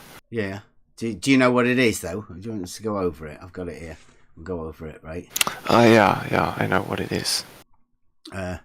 Cognitive dissonance, the mental conflict that occurs when beliefs or assumptions are contradicted by new information. The unease or tension that the conflict arouses in people is relieved by one of several defensive maneuvers. They reject, explain away, or avoid the new information, persuade themselves that no conflict really exists, reconcile the differences, or resort to any other defensive means of preserving stability or order in their conceptions of the world and themselves. It came around in the 1950s. Or, well, it was developed in the 1950s. So it's pretty new. Right? Oh, yeah. So as long as you know. Yeah, right. Hang on. Yeah, right before they said we're going to go to the moon. Well, I mean, who knows why somebody would have mental conflicts that are, sort of developing around the 1950s. Maybe. Well, there was generally a lot of progress in the field of psychology in the 1950s, so yeah, it may be related to that. Yeah. Okay, so step 1, straight line. Straight line is right. A right line is that which lies evenly between its extreme points, that is without curvature in any direction, being the shortest path between those 2 points, never deviating from that path. Just the shortest distance between 2 points, right? Straight line. The first thing you can prove in reality, right? Yeah. You can get point A and point B, and you can find the shortest distance between it, and that would be a straight line. Yes. Dead easy. A superficies, plane surface, is that which has only length and breadth. Those two dimensions, length and breadth, make this a 2D conceptual surface on which plane geometry is based. This 2D plane obviously does not enter the third dimension. Would you agree to that? It's a bit inaccurate, because you would have to say this 2D plane surface does not enter into the third dimension. Because as soon as you have, a second plane that's oriented differently, you see that there are 3 dimensions involved. Yeah, but it says this 2D plane obviously does not enter into the third dimension. I mean, because it's 2D. Yeah, fine. Yeah, let's go with that. Yeah. Okay. Right, okay. Perpendicular. When a straight line standing on another straight line makes the adjacent angles equal to one another, each of the angles is called a right angle, and the straight line which stands on the other is called perpendicular to it. Yeah. And as stated in Axiom 11, all right angles are equal. Therefore, the lines must be straight. Yeah. Good. Right, perpendicular to a plane. A straight line is perpendicular or at right angles to a plane when it makes right angles with every straight line meeting it in that plane. Book 11, Proposition 6 states, if two straight lines be at right angles to the same plane, then they shall be parallel to one another. I'm fine with that too. Good. So that's geometry. About 4 basic Indeed. statements of geometry, everyone. I don't think anyone could disagree with that. Okay, now, vertical. At right angles to the horizon, perpendicular, upright. In mathematics, it is a plane, position, or straight line. Vertical. Could you think of any other definition? I couldn't think of many other definitions for vertical. Well, it depends on the context where you define it, because what you described is a bit of a mixture between the basic geometric definition and the actual definition as used in earth sciences and astronomy, and geography, and so on. Yeah, right angles to the horizon, perpendicular, upright. In mathematics, right, it is a plane, position, or straight line. Yeah, but apart from the horizon part, that's still a mathematical, or rather geometrical definition. You won't find this kind of definition in any book regarding geography or, surveying and so on. What would you be thinking if you were get in vertical then? Because it's just vertical. Yeah, because they like to introduce the blunt bob, for example. Yeah, or they just say, it's vertical is a direction Don't worry or about plane that. We're just talking passing about by a given vertical point, here, though. and so on. A given You're point. getting too far ahead of yourself. Like, slow down. Am I? Okay. Well, I mean, We've just done basic geometry, and we're keeping on the theme. Let's take that definition. Yeah. Okay. So you can compare this to the straight line, right? Vertical. It's like a straight line. It's just sort of upright. Right angles to the horizon, perpendicular, right? So, okay, next one. Horizontal plane. Parallel to or in the plane of the horizon, at right angles to a vertical line. In mathematics, either measured or contained in a plane parallel to the plane of the horizon.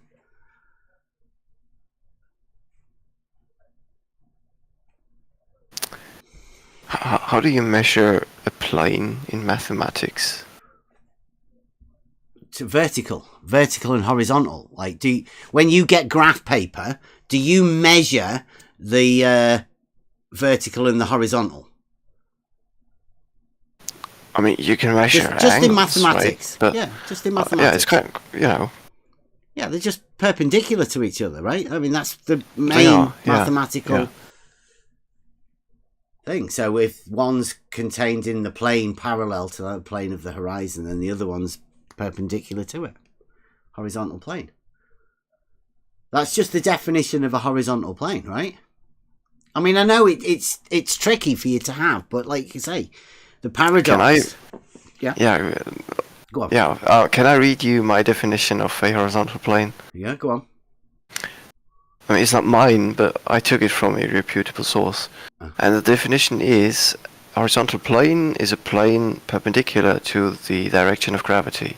In plane surveying, a plane perpendicular to the plumb line. Yeah, we'll get there. You said gravity. Okay. We said earlier we could just call gravity vertical. Can I ask a that's question, where we Bev? are now. Horizontal plane. Can I, Go on. can I ask, what is your reputable source so I can check it out, please?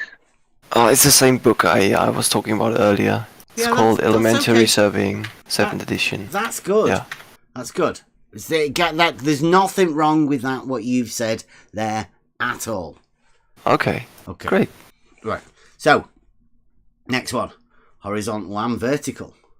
Horizontal and vertical, geometrically perpendicular, with horizontal being the plane and vertical being perpendicular to it. They both have a common factor being the horizon, which they are either parallel or perpendicular to.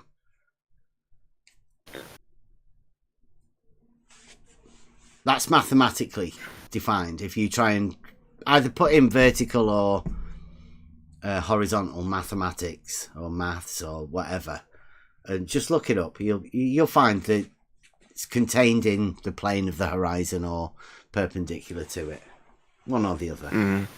Well, I'm not sure if the concept of a horizon exists in mathematics, but no, I think I'm fine with that. Okay. Well, that's we've done quite well. We've got through 8 there right now. Reference frames, horizontal and vertical. In reality, horizontal and vertical are the reference frames we use as our baseline. Any inclined plane will be measured as an angle to one of these reference frames, right? In reality, horizontal and vertical are the reference frames we use as our baseline. Well, I would say it's the other way around. We have a certain reference frame, be it our vestibular system or a leveling device like a water level or even, an auto level or something. And we use that to establish horizontals and verticals inside that reference frame. Yeah, once you've made those, right, the vertical and the horizontal are there. You just use them, right? You position your tools to the horizontal, right? You don't make the horizontal with the tool. You use the tool to find the horizontal, right? To use that. Exactly, yeah. Okay. So in reality, horizontal and vertical are the reference frames we use as our baseline, right? That's what we use. We use the horizontal and vertical. And the reference frame. Well, yeah. The horizontal and vertical follow from a specific reference frame, which would be, for example, our local reference frame that you have or I have sitting here, or horizontal the tool exists in a reference frame, and so on. Yep. I would say it's the other way around, but I don't understand what you're talking about. The other way around. The horizontal and vertical you need a reference frame. Yeah, they're there. Always. Never changing, right? The horizontal and vertical. Yeah, they are, but we are there. not, but we are, we're not inside an absolute reference frame. Horizontal and vertical are absolute, right? They are absolute. You but can't we don't move have the horizontal and today. vertical. In fact, we I don't just like even think there's a superhero that can do a reference frame man, right? Reference frame man. We don't need that. But for a horizontal and a vertical to exist, could just turn everything upside down. I mean, that'd be ridiculous, wouldn't it? To imagine that somebody, even a superhero, could fuck about with vertical and horizontal.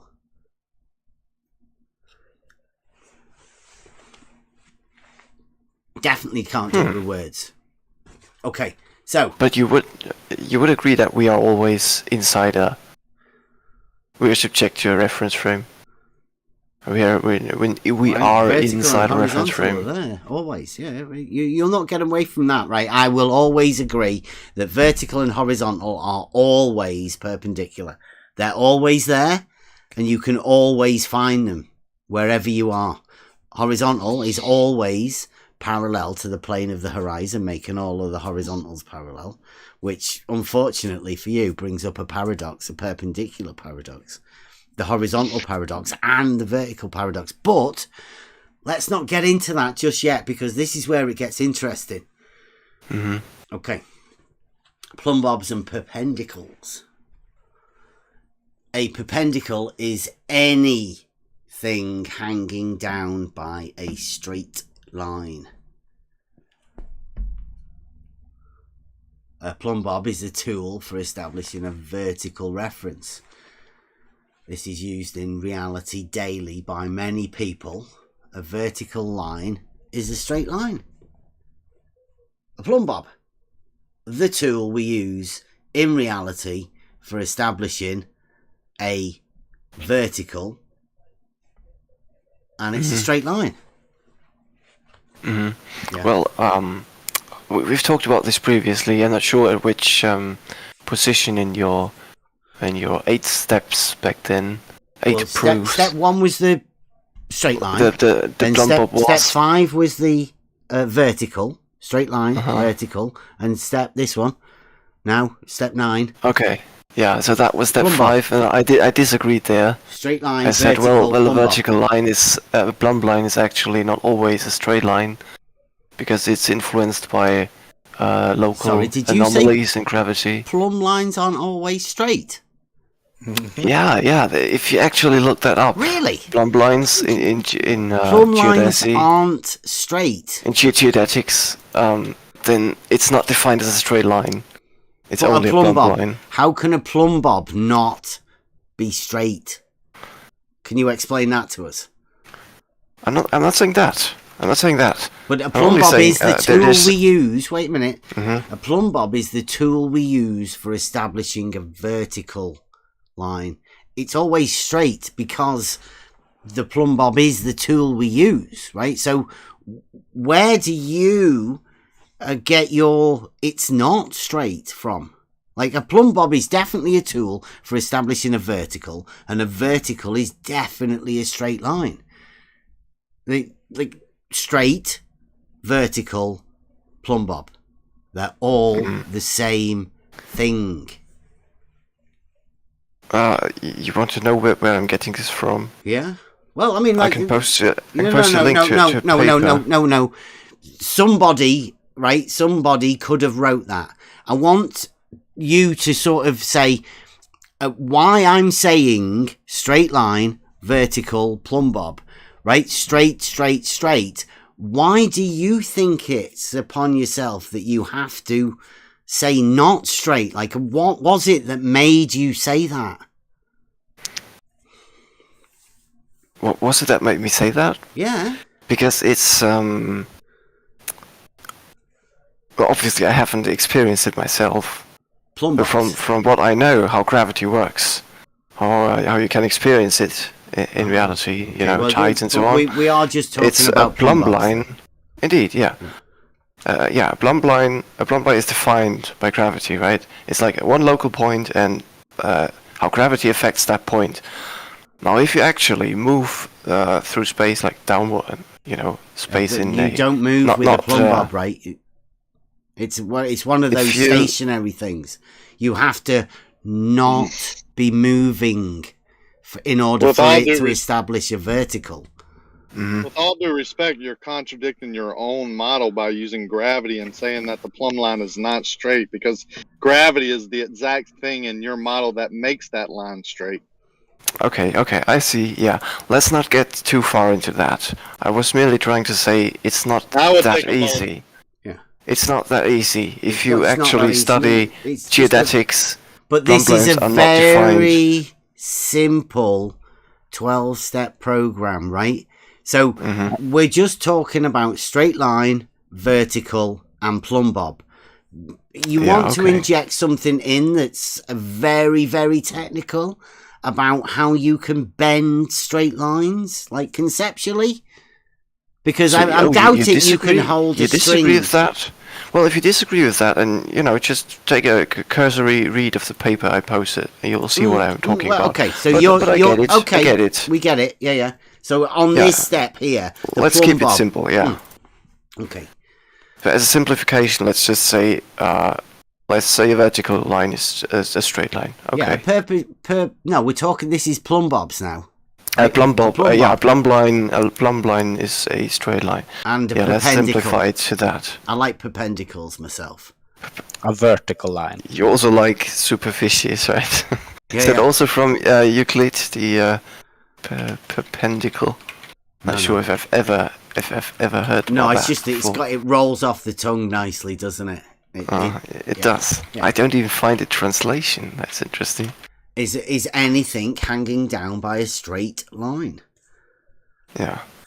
So that means that when you put a weight on a line and you hang it, that line is straight. It can't be curved. Right? That line. Yeah, it's established as a straight line. Yeah. Okay, that's all we're talking about. A plumb bob is a tool for establishing a vertical reference. This is used in reality daily by many people, right? I mean, that's a vertical. A vertical's a straight line as well. Okay, we got anybody to disagree? I think you might have a problem here now. Level is a straight line on a horizontal plane. Level is a tool for establishing a horizontal plane of reference from which vertical distances can be measured. An instrument for determining whether a surface is evenly horizontal, from Latin, a balance, level.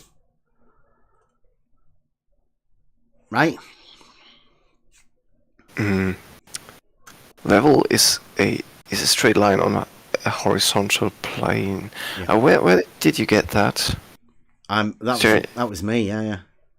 Okay, but do you have like an external source? Trigger trifecta. When somebody said that I was a child abuser for saying that level is horizontal, I thought, wow, that seems like a bit of a trigger. So I started saying level is a straight line, 1, horizontal plane, 2, level, straight line, horizontal plane, straight. But you couldn't give me a reference so I can verify that this is, like a third-party source. That level is indeed a straight line on a horizontal plane. Yeah.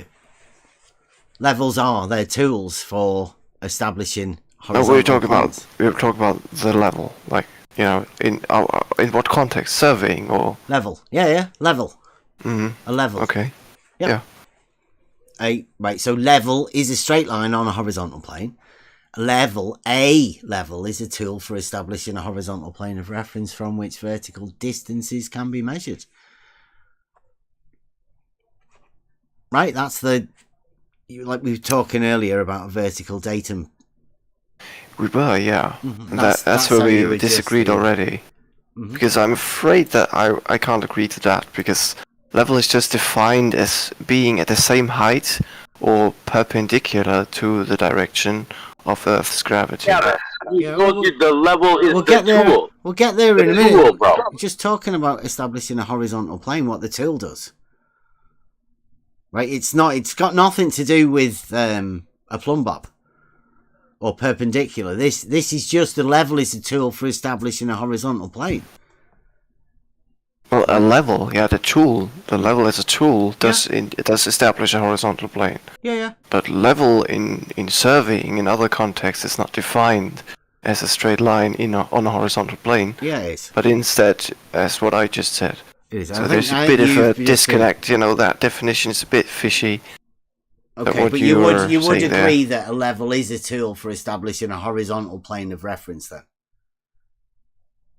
Yeah. Okay. Well. So, yeah, I mean, like, you're halfway there. You seem to have a semantic idea about, your understanding of what level is, as opposed to what a level does. Like, yeah, could that a level not establish what you call a level line, which would be on that horizontal plane? Well, yeah, as the level establishes a horizontal plane of reference, you can have lines inside that. You can have horizontal lines inside that plane.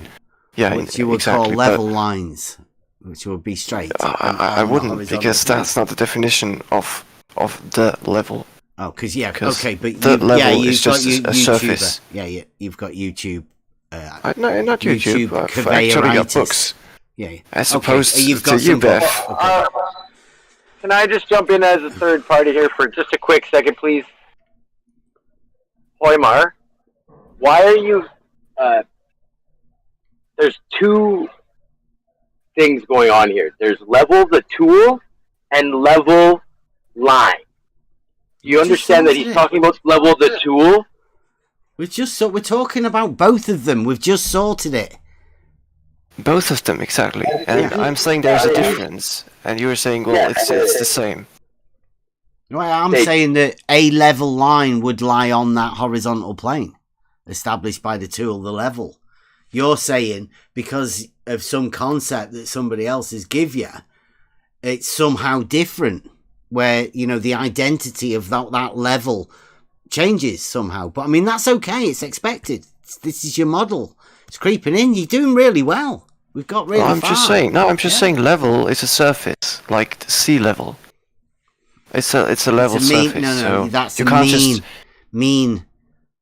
Yeah. It's a mean sea level. It's like describes the it's surface, an average. Right. Yeah, it's an average. So you can't have an average surface, can you? Oh. Okay, so I can. Of course, I can. I mean, that's what surfaces are for. Averages. As opposed to just a plane would be difficult. The surface can, you know, like the reference geoid that's used in surveying. That's a surface which is just the datum irregular. Point, it's not a sphere. It's a so mean. Yeah. Of the ups and downs of the water at one point somewhere. Yeah. Yeah. And so that one datum point that is the mean of something established at one place. Mm-hmm. Yeah, that's what you imagine level to be. As opposed to the tool that establishes a horizontal plane and the level being a line within that horizontal plane. But I mean, okay, can we move on now? Because I mean, that's always going to be a tricky one. We could be here for ages, couldn't we? About that, but we have agreed I that just level would like is a to tool for establishing the horizontal. You can't, in this context, you can't equate level and horizontal or flat and level. I didn't say there's nowhere has anyone mentioned flat apart from you just now. Well, a straight, you could say a straight line is flat, you know. No, you you couldn't. You don't like the word flat in that context. No, a flat is a surface, a plane surface, as close as you can get to a two-dimensional plane surface in reality, right? That's what flat is. That's not a straight line. Right? You can't say a plane is a straight line. That you can't say, well, they're about the same, because they're not. One's a plane and one's a line. They're different, right? So flat isn't a straight line. They're different. Okay? Yeah. Okay. I agree. Next go. The relationship between reality, it's all right, I've put here. The relationship between reality and geometry becomes apparent with the right line relationship between the two frames of reference used in everyday life. Level and plumb are perpendicular. Vertical and horizontal are perpendicular. It's not a coincidence. Geometry is reality, right? I know it's tough for you this bit here now, but do you disagree? Well, just not. Yes. It's not just for me. Okay, geometry is not reality. Okay, let's do these statements. Let's do these two statements then, right? It's a false equivalence. Okay, level and plumb are perpendicular. Do you agree or disagree?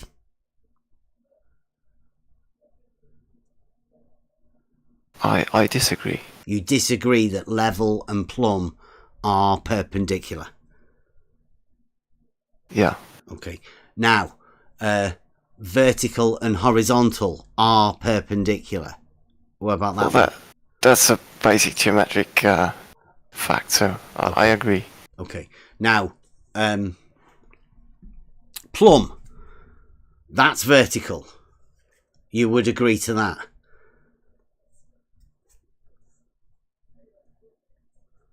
Yeah, I would put it the other way around. Vertical. Vertical is plumb. Okay. Okay. So level, what's the level? Is it perpendicular to plumb?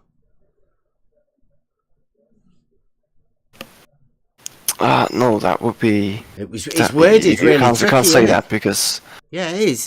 That's where level is defined as being perpendicular to plumb. No, Yeah. You defined it like that. You did, yeah. Oh, do you not define it like that? How do you define level? No, because level is not a straight line. Level does not have one uniform orientation. It can't possibly be perpendicular then, right? There must be another word that they use for level somehow. If it can't be perpendicular. You wouldn't find anybody saying that level was perpendicular to anything, would you not? I mean, I wouldn't, because it always says it's just horizontal to me. Like, whenever you look at the definitions. Have you got any definitions? Can you give me one such definition that you were just talking about? What, for level? Yeah, where it says what you were quoting. Merriam-Webster. It says horizontal condition. That one. Level. Water level, in particular, is a horizontal condition. An even altitude. Okay. Yeah. So, are they using level? Yeah, I'm just looking it up. Yep. Level, noun. Yeah. Check out number 3, because that's particularly the water level. But, I mean, you can look at number 1 is a bubble level.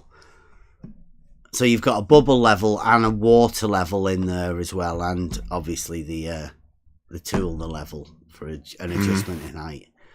I mean, if you read those definitions, obviously they're not really... they're not really phrased to deal with the... What about your book? What about your magic book? About. What about your magic book? What does that say? Magic book? Yeah. What does that say about level? It's not a magic book. Yeah, go on. But I know, but that's what you've been trusting for your definitions, right? Yeah. It's just an example. What does that say? I mean, these definitions are pretty, ubiquitous. Level and plumb are perpendicular. Go on. Give us what your book says. You're trying to find some way that level isn't perpendicular to a plumb. Because this is where the relationship between reality and geometry becomes apparent with the right line relationship between the two frames of reference used in everyday life. The book is pretty short on... it says a level line is a line in a level surface, therefore a curved line. Oh. And it says... So there's no way it could be perpendicular to a plumb then, right? Where did I get that from? I mean, a plumb obviously is perpendicular to... It's a normal tool level, right? Oh, well that... Normal means it's perpendicular to... Yeah. It's perpendicular so level and to plumb a are tangent perpendicular. It's perpendicular to a tangent of a level surface. So level and plumb are perpendicular then? I don't see what you had a problem with. Well, because level is not one plane, right? It does not have one singular orientation. You can't generally say they're perpendicular. You have to specify what you mean. When we're talking about geometry and the way everything is in reality, then yeah, we are talking about horizontal planes. At least we are. But this is where the paradox, it starts creeping in. I know, doesn't it? you're presupposing a lot of things, yeah, I know. I'm not presupposing anything, just horizontal and Oh, vertical you do. reference frames that we use in reality, right? You agreed to it, horizontal, but you've somehow just injected a level in here. But I mean, it seems to still be obeying all of the geometric principles of vertical and horizontal at the minute. I mean, you've done really well. We've got this far. And only now that you're trying to say that level, somehow, some book that you've read says curve somewhere. But yet all of the other things don't seem to go with it. It's, it's but all it's only that book so far. It's and all that the book books, seems to be contradicting itself as much as you are. Well, Bev, actually, you are the first source which defines level as what it is said to be here. What's level? But also, horizontal? which defines geometry to be reality. To say that. You equate geometry is reality. Yeah. That's an interesting statement. Do you think reality is that simple? I said the relationship between reality and geometry becomes apparent. Like, why is geometry about perpendiculars and straight lines and all of that? Well, it's because the relationship of vertical and horizontal comes from reality. That's why geometry has this relationship between right lines and right angles. That's why they're so apparent, right? Between horizontal and vertical. You're using geometry to assert certain things about I'm reality. Going off what then you use reality to say, well, that's T-shirt that's conforms to geometry again. It's just that's circular logic. It's just T-shirt logic. It's not circular.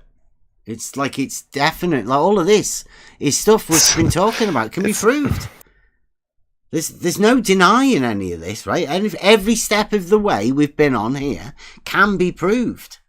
I don't think it can. We didn't start off with a point and a line. We started off with a straight line. And the relationships within geometry. So the first 4 were geometrical steps. Everyone can do them. They know it from elementary school. Like it's elementary. We call it advanced simplicity here, right? Okay. So we're okay with that, right? Vertical and horizontal. Level and plumb. They're both perpendicular. You agree. You've got to put a tangent in there to agree. But don't actually, because level. Call it horizontal, a tangent. Level is not a straight. Level is not a plane or a straight line. Not on your model. It's not defined as that. It's not defined as that. Yeah, not in any context I know about. In reality. Okay, now here we go. A water level is any device utilizing the surface of liquid water to establish a horizontal plane of reference. The water level is lower tech than the more modern levels, but it can be more accurate over long distances and works without a sight line, such as around corners. 2 ends of a water level equals 2 points at even elevation. Would you agree to that? I would, yeah. Okay. I don't think Very nice. Yeah, I don't think there's. I have a problem with any of these. Do you like DP's graphics as well? I like this new style with the colours and all that. Looks better, doesn't it? Do you like it? Oh yeah, I mean, yeah, they look fine. The website looks good as well, doesn't it? Yeah, sure. I've got all sort of little buttons there for you to click as well, in case you're not quite sure on all of these things. But you seem to have done quite well. Oh no, I like the design. Yeah. So we've gone all the way, and we end up at T-shirt logic. This is the last step, right? Beddy couldn't even get through all of this. Beddy jumped in at this stage and he got this and went, boom, I know what I'll do. I'll go and take it to the adult globe Earth servers. Right? It says, all horizontal planes are parallel. Book 1, proposition 30. Straight lines which are parallel to the same straight line are parallel to each other. Book 11, proposition 9. 2 right lines which are parallel to each other. Carries on to say, Once again, the link between reality and geometry becomes clear. You already know it to be true. And we click a link onto T-shirt logic. But all horizontals are parallel to each other. Would you disagree with that statement? Well, I would say it's we would have to differentiate that. Well, just like that, it's a bit it's too simple. Horizontals from horizontals. Too simple. Yeah. Are we talking about one frame of reference in which these horizontal planes exist? Horizontal? Like what difference frame of reference are you talking about? Horizontal.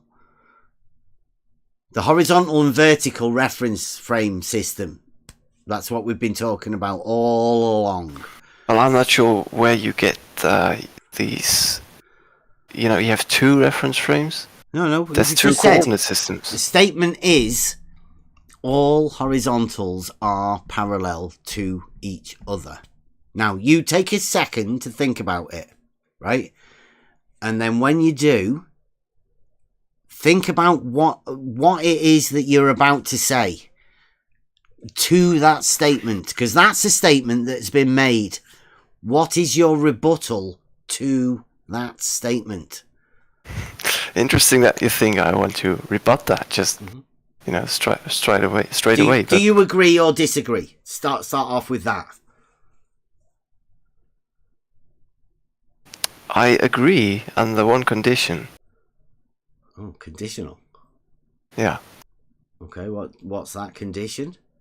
The condition is that all these horizontal planes exist in one and the same coordinate system, and due to the fact that we're talking about reality, that means they exist in one and the same frame of reference. Yeah. Okay, you would agree to that? Like a Cartesian coordinate system with X, with its Y, and Z coordinate system, right? Yeah, with an origin, orientation, and scale. Yeah. That's what a frame of reference is defined as. Yeah, fixed, right? Fixed to its origin. Yeah, I mean that origin could be anything, but just a coordinate system. Yeah, the and data. Inside that, obviously, all horizontal planes are parallel. Of course, yes, that's basic geometry. Mm-hmm. Yeah. That's good then. I mean, great. Yeah, great. So, where do we go from here? Well, I don't know where you go, but I'd say that was 12 steps of logic where you agreed to every step of them, every one of them, right? Well, I have my issues with some of your statements because I know what direction you're coming from when you write them, but just reality. From the reality direction. That's obviously why you had to agree with them, because every one of the steps was reality. Logical statements, right? Yeah. Well, I'm confused because Cartesian coordinates, is that a globe coordinate system? No, it's X, or Y, is it Z. just a two? No, yeah. No, I know. Oh, okay. No, that's just it's just a coordinate system, 3 axes, and you can define any point in that coordinate system with 3 scalar values. Length, breadth, and height, right? Yeah. Yeah. So where do you get your globe from then? No, stop it, Rob. So when Beddy was talking about earlier about putting a 2 lines on a horizontal plane, first off you have to have the horizontal plane, right? Establish it, then fix the coordinate system, then you can establish the lines, and those lines on the horizontal plane would be representations of the vertical planes, right? Yeah. I mean, the point is, you're asking where do I get the globe from, right? Because I that condition that you agreed to. You got it out of the book. Yeah, I know Rob, where you got it from. Yeah, Rob. Somebody's put it in your You know mind. where I'm going? No, I'm just. I mean, you would probably agree I that. want to know where you're going. I want to know where you're going with the Cartesian coordinate system. Yeah, remember the condition? The condition was that these horizontal planes exist in one frame of reference, which means a coordinate system with an origin, orientation, and scale. That's what a frame of reference is. No, scale's always 1-to-1. Yeah, you're right. In reality, it always is. Yeah. It's just, it's a bit of, in physics, it's defined as that. That's what a frame of reference is. So now I'm arguing that every tool, every person, exists in a frame of reference, right? And on Earth, that frame of reference is always defined by the vertical direction of gravity. So wherever that points... then. Okay. Well, let's just say the vertical direction, Vertical? Vertical direction, yeah. Yeah, the vertical direction. That gives an orientation to that frame of reference. Well, wait a minute. What's the hang on a minute, vertical Bev. direction? Because that's two directions, isn't it? He's just unfixed Opposite. his reference frame as well. No, that's what he's been aiming at all the time, right? Hoymar's the one that gave us the egocentric coordinate system. So you know where he's going. One of his specifications that it was a fixed reference frame. Mm-hmm. You have to. And he's now unfixing it. Wait, who said it's a fixed? You mean You fixed did. to... It can't... It doesn't change orientation or anything? It can't? You said it was a fixed reference frame. That was one of your stipulations. I said it has an origin, orientation, and scale. The most important one is origin and orientation here. That's what a frame of reference Horizontal is the orientation, though, right?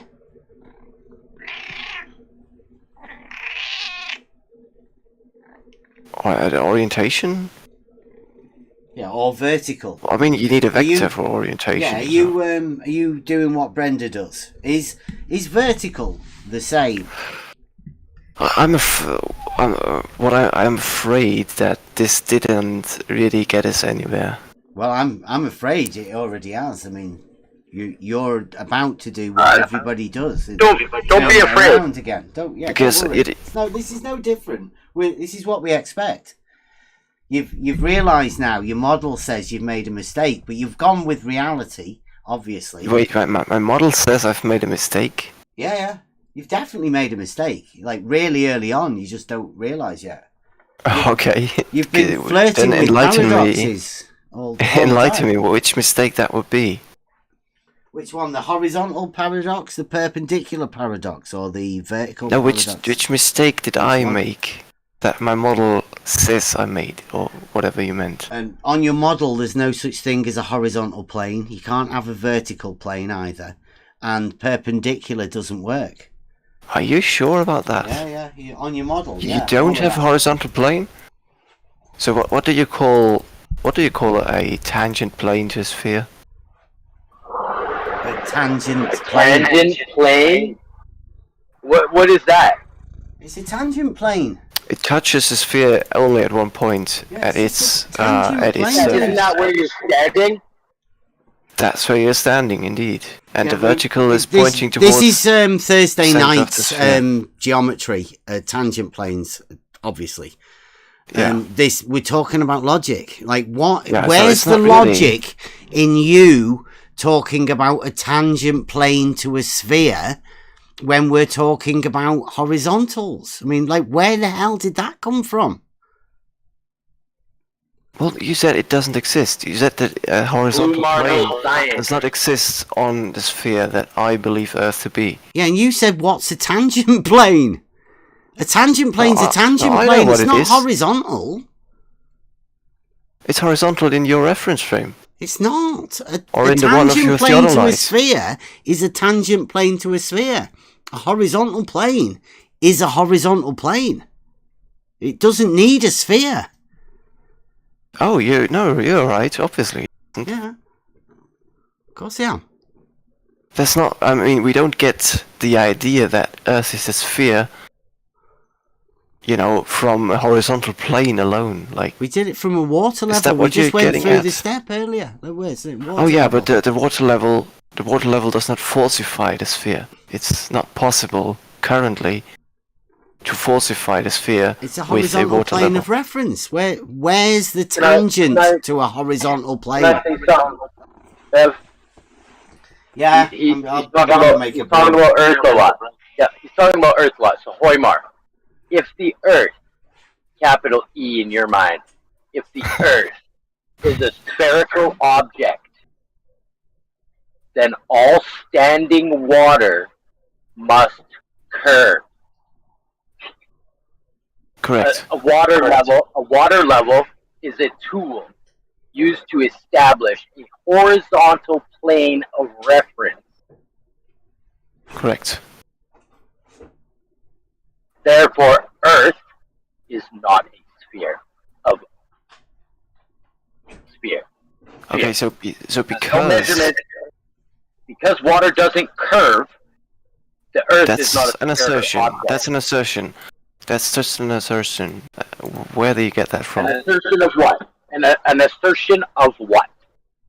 Water does not curve. That is your assertion. You agree? That is right. It's just a That's what claim. the tool does. That's what the tool does. That's what horizontal is. Okay, so That's what you agree to, Hoymar. Yeah, when Rob said a don't water get level annoyed, is a Rob. tool for establishing a horizontal plane, you agreed with him. So You let me said talk to, yes. Can I Horizontal talk paradox. to Rob for a second? No, he's all right. He's all right.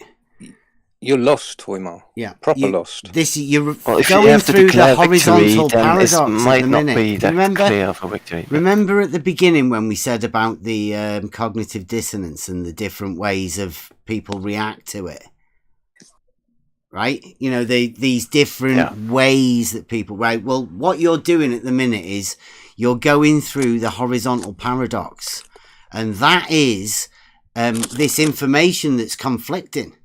And it's conflicting. So you're not going. It's conflicting with your model. That's You're not going to let me rebut what Rob. Yeah, I'm just going to go asserting. Yeah, go on. Off you go. Okay, so Rob was saying, well, water does not curve. So that's your hypothesis. Now we want to test that in reality, right? So what you do is you take a water level, and you say, well, the two you're measuring, what's it called, tubes are at the same elevation, and from that you conclude that water doesn't curve. So the only conclusion from that experiment is, well, if we can call it an experiment, is that water doesn't curve. So there's no result that would falsify your hypothesis. You agreed with the statement. So it's not a scientific experiment.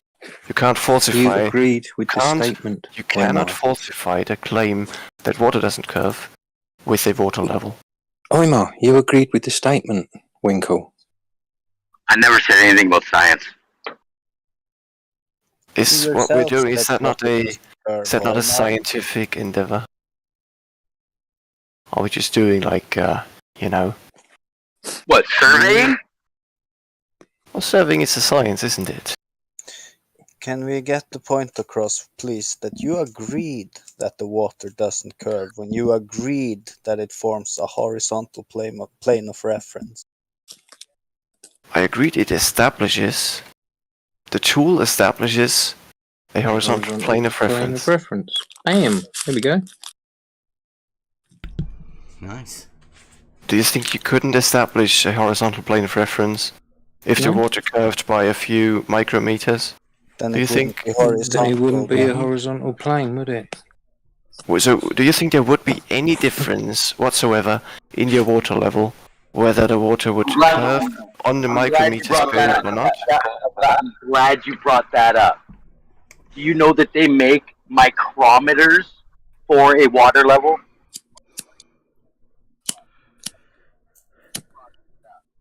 No, show me. What?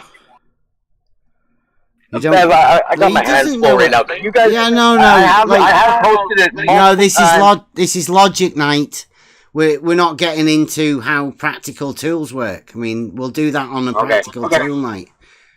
It's just basic logic night. We're keeping it simple. Like, there's no need to get cited sources and all of that sort of stuff. I mean, we've got everything on the site. There's no need to cite sources. Okay.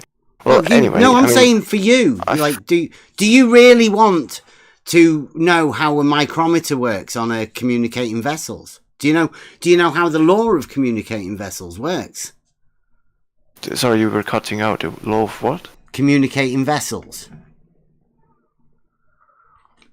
I am not aware of that in. Wow. Well, there's loads of things English. you're not aware of then, right? I would say it's more of a scientific thing, but hey, the point you is, don't want us doing anything to do with science, do you?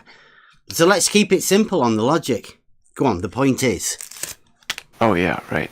The point is that you can't use a water level to falsify the hypothesis water does not curve, because the point is, you agree it doesn't. Observe it on that scale It's a with horizontal any plane of known reference. instrument. It's at the bottom of this, right? It does say here. You need larger distances than that. I've wrote at the bottom, it says, how will you react? How would you react if you were told that you'd probably want to change one or more of the above statements once reminded of a model you've never been taught anything about and only ever imagined as being real? This is not a trick, but it does expose the trick that has already been implanted in your imagination. I mean, you can go back and turn any one of those and study it for yourself.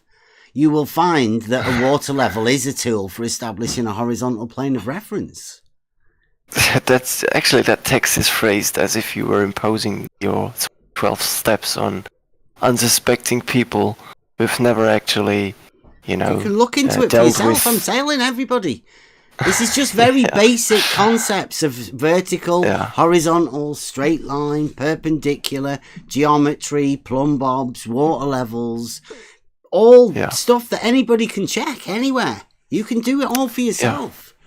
Anyway, I've been in here for a while. We've discussed some things. Yeah. What I wanted to tell Rob is, to finish this up, that your assertion, water doesn't curve, is not logical, because water is just a bunch of molecules. They will conform to any force acting on them. So if the vertical acceleration that we call gravity pulls it down, so it will conform to wherever that force pulls it. Hoymar, you're full of shit. Does water support its own weight, Hoymar? Does it support its own weight? That was the question.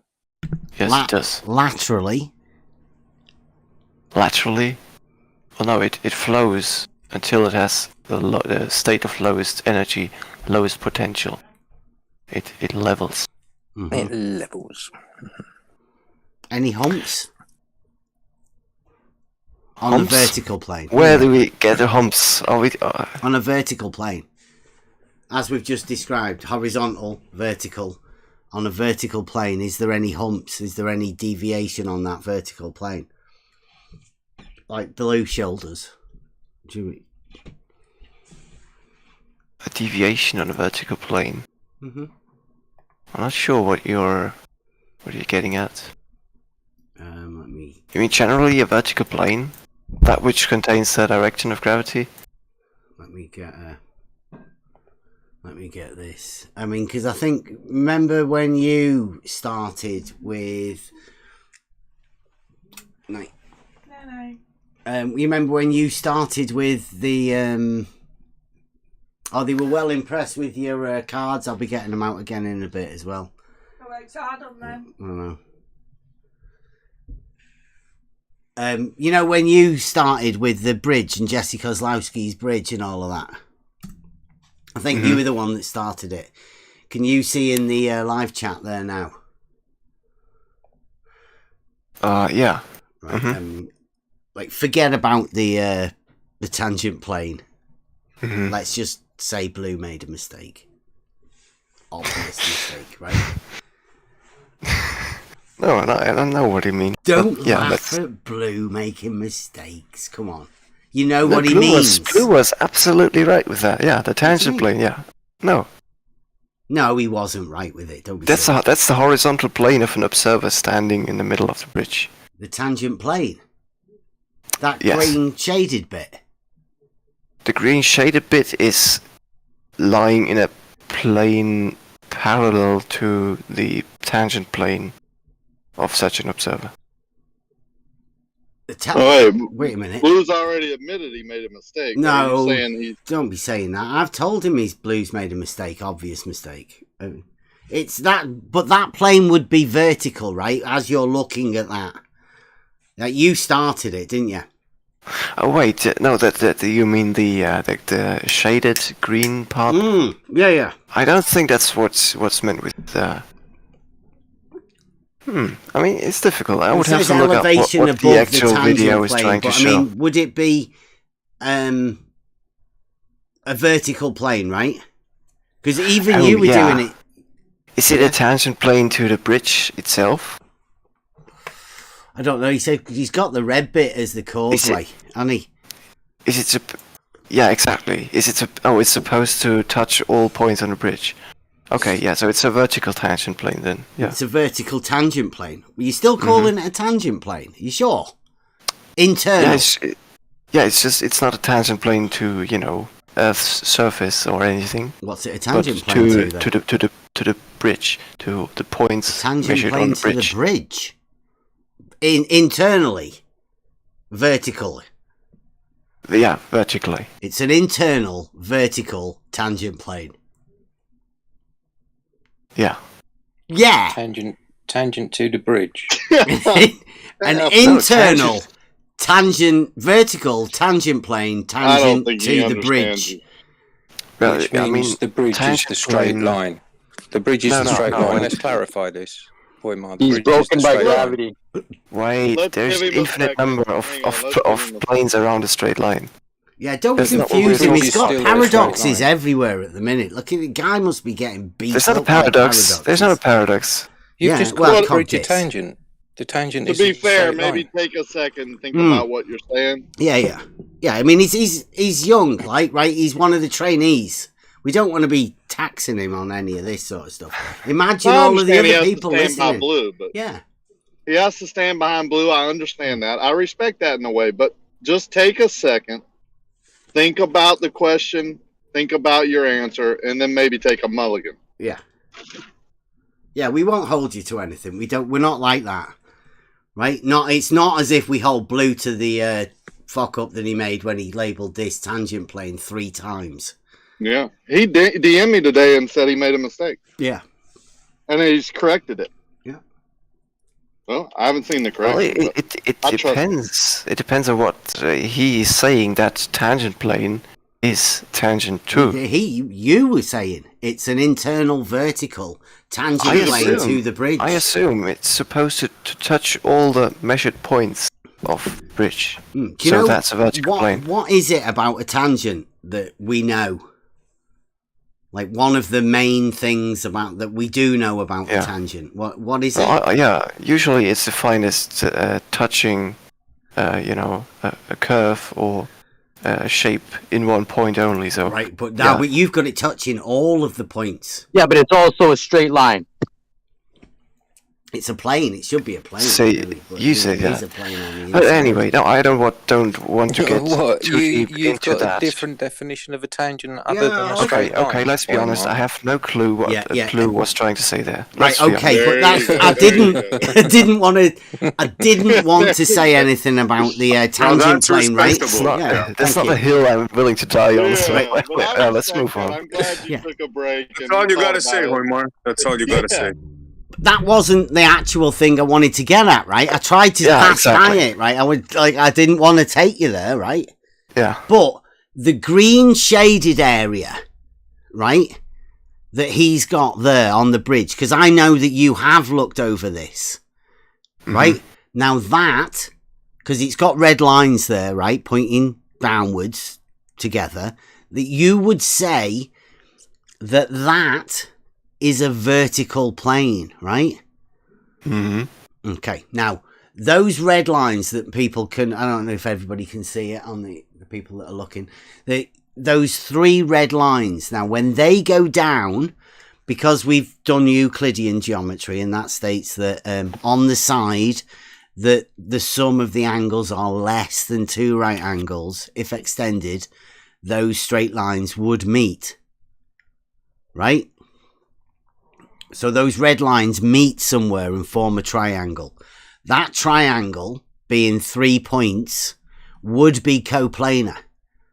And now you're saying, like quite rightly, that green shaded area on your model is a vertical plane. Right?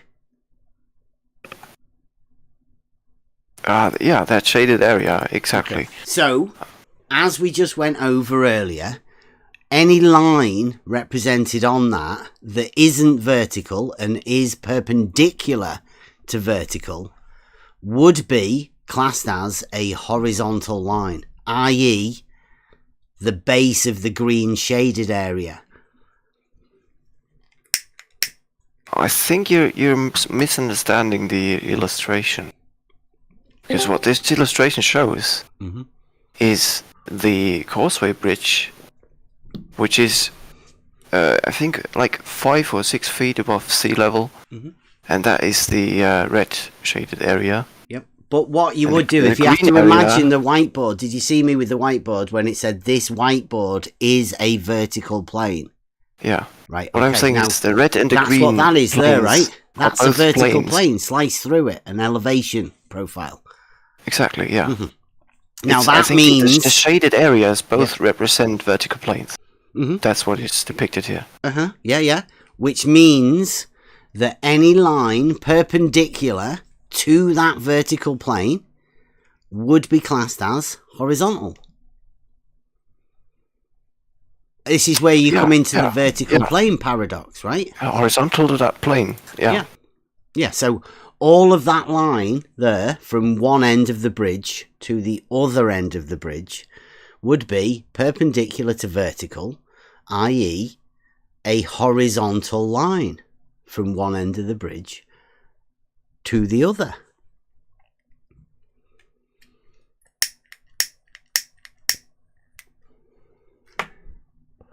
With that vertical bit in the middle being a hump of 28.5 meters.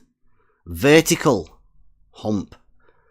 As reference to that horizontal line that he's got there going across the middle. So Blue's drawn a nice elevation profile of a hump of water across Rakia's lake. It's not there. I mean, obviously. That's another one of the mistakes that Blue's made. Not only has he labelled it wrong, he's drawn a vertical plane and showed a 28.5 metre hump of water within the drawing that he's drawn. You can't get around this geometry stuff. Do you want me to respond to that? If you can try, if you want. Okay. So what Blue drew there is a representation of the measurements of Jesse Kozlowski and in accordance with the photographs of Soundly. I mean, it's just the same things that I've presented. I think he visually enhanced it a bit to make it more, he illustrated what he was trying to say. So, yeah, I mean, it shows what elevation looks like. It's not an elevation profile. It says elevation above the tangent plane. Do you know what above is? I know he's measured it, he's wrote it wrong. It doesn't mean... What do you reckon he meant when he said tangent plane? Do you reckon he says chord? Or does he mean horizontal?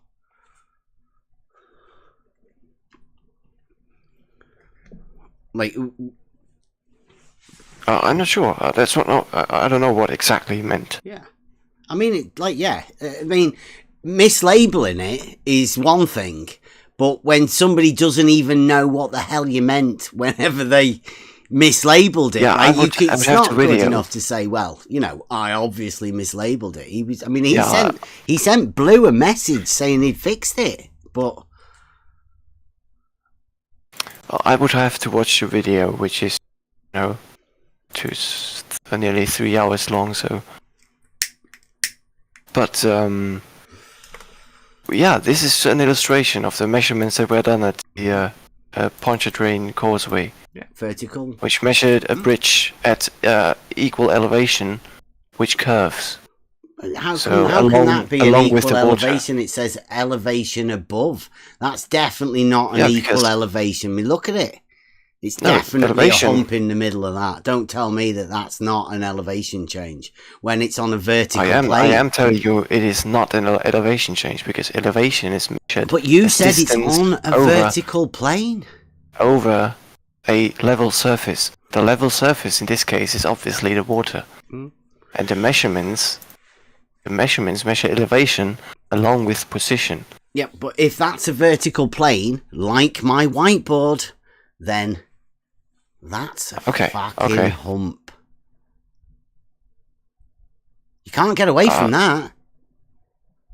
It's a distance change from the horizontal plane. All horizontal planes are from which parallel. exactly? Yeah, just from which horizontal plane? You need to mention that as well.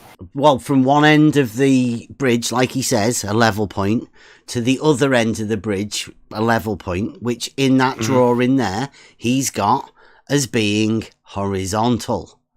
So that big hump that he's put there, that isn't there, obviously, it's just a horizontal plane. It's not obvious. It's obvious that it is there. Because the measurements shows there. What do you say if you drive across the bridge? You measure your position and your elevation. You see that the elevation does not change. However, the position does change vertically. So elevation does not change, yet vertical position changes. That tells you that you are not moving. Because it would be referenced to a horizontal. It does, Bev. This is exactly what he measured. The vertical position changes, but elevation does not. So that means we're not moving. We're not moving on a plane. Have you seen it when he goes over it and does the 5.8 meters, 5.8 meters, 5.8 meters, 5.8 exactly. meters, 5.8 When elevation doesn't change, but your position on the y-axis changes, then you're not moving over a plane, and elevation is also then you mean not the measured z-axis against any plane. You mean the z? But against a curved datum. You mean well, z? It depends. Yeah, if your z-axis is up, then yes, it's z-axis. Just on the vertical, yeah. Yeah. Yeah, that has got a big, massive change on the vertical. It's a vertical plane. You can see the change of it. You don't say there's no change. It's a hump. I said there's no change in elevation, but there's change along the vertical plane, which the bridge lies in. It's an elevation profile. Have you ever seen? Have you ever seen an elevation profile like that before? Ever? Best, this is not an elevation profile. What we see here. It is. It's got elevation. It's on a vertical plane. An elevation profile is a diagram. It's a diagram. Plots elevation over a distance. That doesn't say anything about the surface, the reference datum that this elevation was measured against. However, Kozlowski's measurements clearly show that this reference plane that elevation was measured against is not actually a plane, but a curved surface. That's why elevation stays the same, but position in the vertical plane changes. Yeah. Anyway. Yeah, I would. I've been in here for quite a while. Yeah, you need a bit of a break. Yeah, not sure when you will take a break too, but yeah, I had it was interesting to discuss with you. It was civil, so that's great. Mm-hmm. Yeah, I think you did quite well, but yeah, I mean, you did as well as could be expected. I'm not too sure. I hope you don't get too much flack from the others, from the council. What do you mean, the Global Council or your people here on the server? No, the Globe Council. Yeah. The Globe Council. Yeah. Oh, okay. Yeah. I'll. You know. How would you do for yourself today? How well do you think you defended reality from the Globe? Or do you think that we weren't talking about reality? Where did the reality Globe line get blurred or anything today?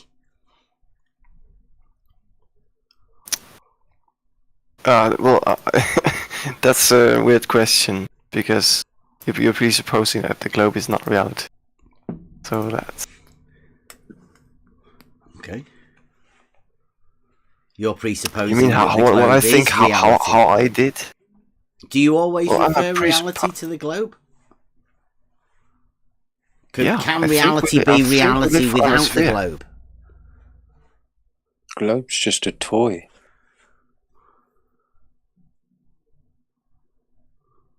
Yeah, I don't know. I just think reality is a spherical Earth. That's what we live on. That's what the evidence shows, and you live on a sphere. Yeah, it's an oblate spheroid, quite exact. But anyway, so yeah, mathematical model, yeah. Yeah, you can string up a mathematical model for that, but that's what a sphere is. Reality. Hypothetical mathematical model. You mean that's what reality is? No, it's not. No, that's just what you've said your reality is. First you said it was a globe's a toy, then you said it's a sphere is a mathematical hypothetical model. So it's exactly what you've been saying, Hoymar. Not me. All I'm, you can put reality into a model which closely depicts reality or something. Reality doesn't need a model. Reality is what it is. You're right. It doesn't need a model. It's independent. Yeah, exactly. It can be measured. Yeah. It is measured every day. Every day. Every day, using Euclidean geometry and basic geometric principles.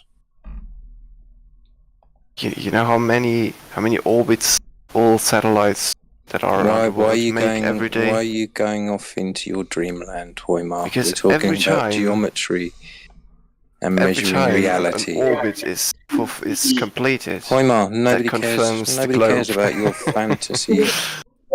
We could get him here for a little bit longer, DP. If we get him to demonstrate an orbit. Come on, man. You can do it. It's logic, Knight. Come on. Oh, I've heard that from the flat earther. Say, well, you can't demonstrate it here in this lab setting, so it's not real. That's flat earther argument. Model Affliction Mondays. We're on Tuesday. Logic, mate. Sorry, Bev. I wasn't here yesterday. Wait till anyway, tomorrow. I have to leave, guys. So yeah, see you around. Was appreciated talking to you. No, thank you, Hoymar. And you don't have to leave. You want to leave. Oh yeah. I'm. It's like he may be asked to leave. You never know. Yeah. Yeah. Thanks for coming in. It's almost Wednesday here, so. Yeah. Yeah. Bye. Thank you.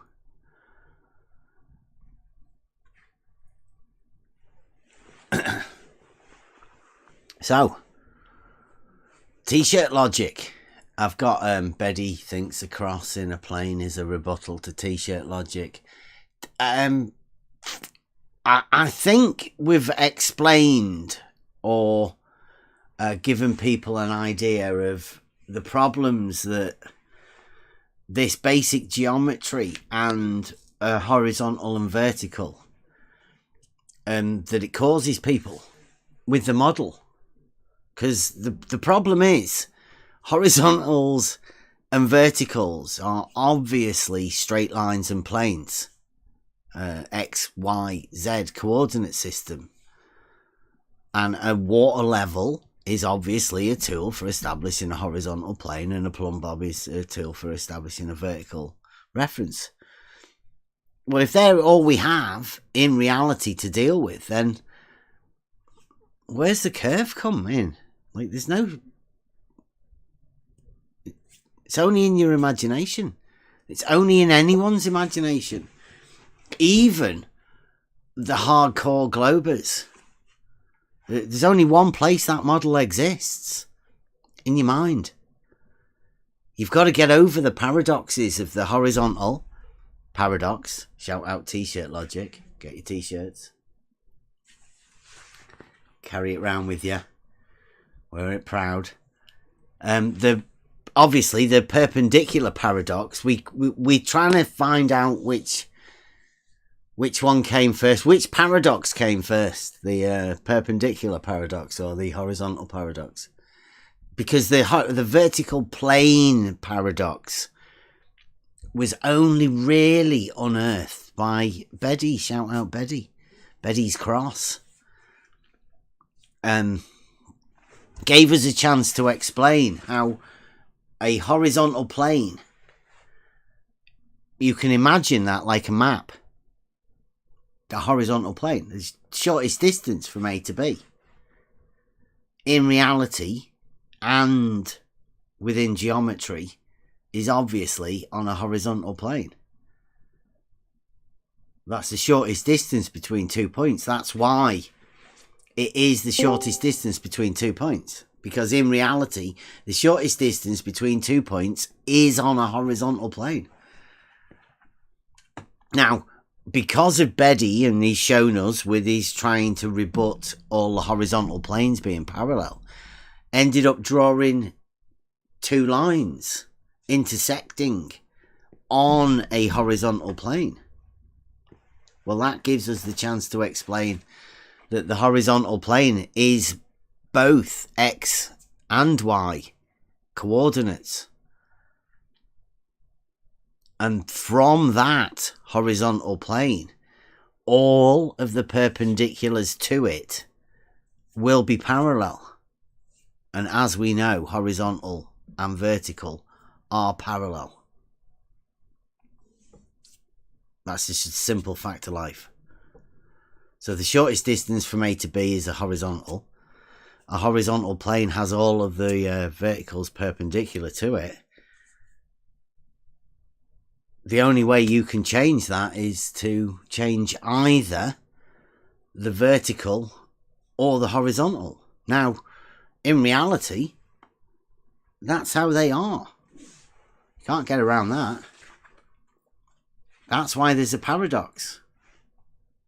But if you only live in reality and you only know about horizontals and verticals being planes, then there is no paradox. It doesn't happen to anyone because you're just living in reality. Only the paradox comes when you meet somebody who has a model, and some of the strong feelings that people have that have models will tell you that that statement that you're making about reality is wrong, as you've experienced tonight. People like Hoymar, Brenda. The more they're into the model, the more they'll fall into the paradox trap. They won't want to believe it's a paradox. But for normal people living in reality, that's the beauty of this argument. There is no paradox. You're just stating reality. Anyone with a model is forced to say that these basic concepts of reality aren't real. And there only seems to be a very, very few people that are willing to fight against it. I mean, shout out to Hoymar. Oh, look, we've got another one. Who's Hedwig? Do we know that? He wants to debate level Earth. He's got a live stream plus roll.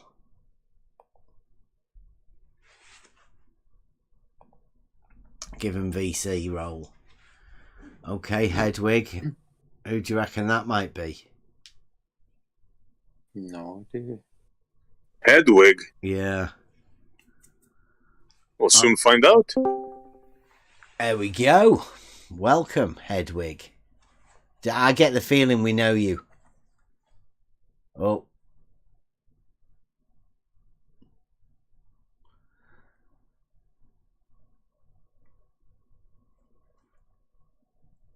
It's bullshit. You can't prove it.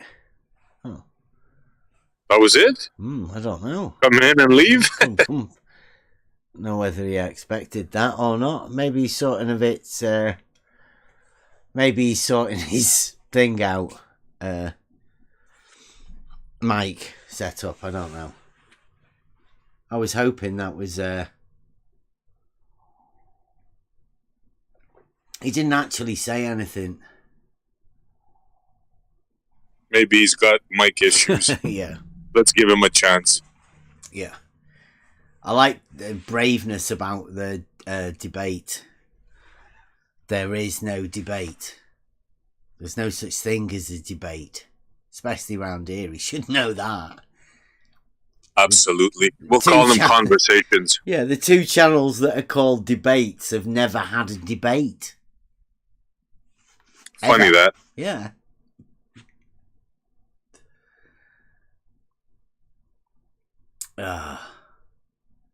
It's been good though. Over these last few days, we got Beddy did bring us the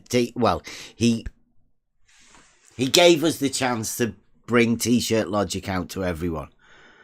That showed that horizontals are parallel. Now, that being some of the best stuff I think we ever did, DP, because it's the easiest logic to talk to anyone about, and most people don't understand how powerful an argument it is. All horizontals being parallel is what surveyors will say to you as well. They'll give you a globe. It has to be. Right? They have to be. And it doesn't prove anything other than reality. That's the way reality is. All horizontals are parallel.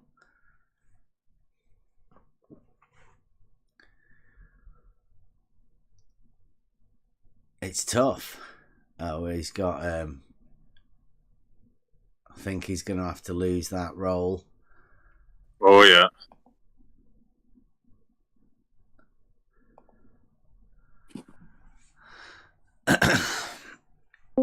Posting stuff. If he's not going to come in. Hedwig is Harry's bird. I don't even know who that is. Troll. That was RH in the chat. I don't know. Could it be B-ball in disguise? Who's That's Harry? kind of stuff. Anyone know who Harry is? Oh, from Harry Potter. Oh, right. Oh, right. So it's a female character from Harry Potter. I think that's what he's saying.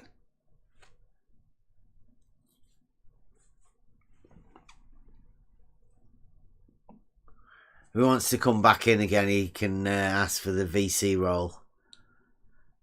Along with the VC role comes privilege for posting pictures. Obviously, if you're just going to spam pictures in the chat and stuff like that, you don't have the VC role. It is Logic Night. So, do you like the idea of the X, Y, and Z plane, Zed? Sorry. That was great. Yeah. That was great. And the fact that those lines on a horizontal plane are representations of the vertical X and Y planes. Yeah, yeah. Because that I came spotted to me it today. from his demonstration. Yeah. He drew an X across on the paper. That's what he did. Yeah, on the horizontal plane. On the horizontal plane, yep.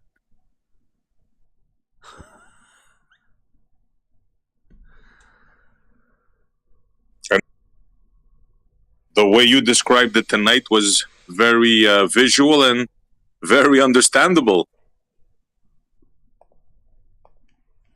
I hope so. I hope so. Repeatable as well, Bev. That would be good to go through a couple of times. Yeah, well, I think I've got these the boards out now, and I think if I can find a way to show them, you know, get a few pictures or something, I think that would be better. You know, if I'll be able to get them lit properly, better than the on the camera.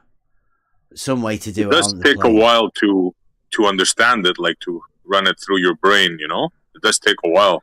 Yeah, I said earlier on today, I said, if you were going to express horizontal as one of those X, Y, and Z, which one would you pick? It might have been confusing in the beginning when you started off with the vertical plane. Yeah. But I think after when you put the X, you know, down, I think that made it a bit more clear. Yeah, you put the Z on the horizontal axis. So yeah, all of the Z coordinates are the it's the vertical datum. The vertical, yeah. Yeah. Just that the adjustment on that Z up and down. That's the vertical datum. Yeah. People want to have it as being something different. That's the one that kills their fantasy. The vertical plane. I think. Well. Yeah, how are you going to have a hump without elevation change? It's not, that one isn't a vertical plane, is it? Well, if you think, well, yeah. Yeah, but I mean, like that would be the horizontal plane, of course. But in order for you to have a hump, don't you have to rise from the horizontal plane? That's the Blue's the picture that Blue did with the bridge. Yeah. Right, that is the vertical plane. There's no getting around that. No way. That is a hump. They've been saying all along it's not a hump. Well, if you draw a vertical plane and put elevation above, then yeah, that's a vertical change. It's on the vertical plane. Yeah, I was laughing before. I renamed it the Great Hump. If we rename it the Great Hump, can we give it a characteristic of elevation? I mean, a hump without elevation change? No, I'm calling that Blue's hump, right? That's Blue's hump now. Yeah. He's even got his ball there at the side, right? If there was anyone to ever put a hump in water, it's Blue. Like, Blue's got the geometry, obviously, to back this. He's got it from Jesse Kozlowski. Jesse Kozlowski. I was just going to say, it was measured. Yeah. I mean, good for Blue. I'm glad he's done something, right? He got rid of his...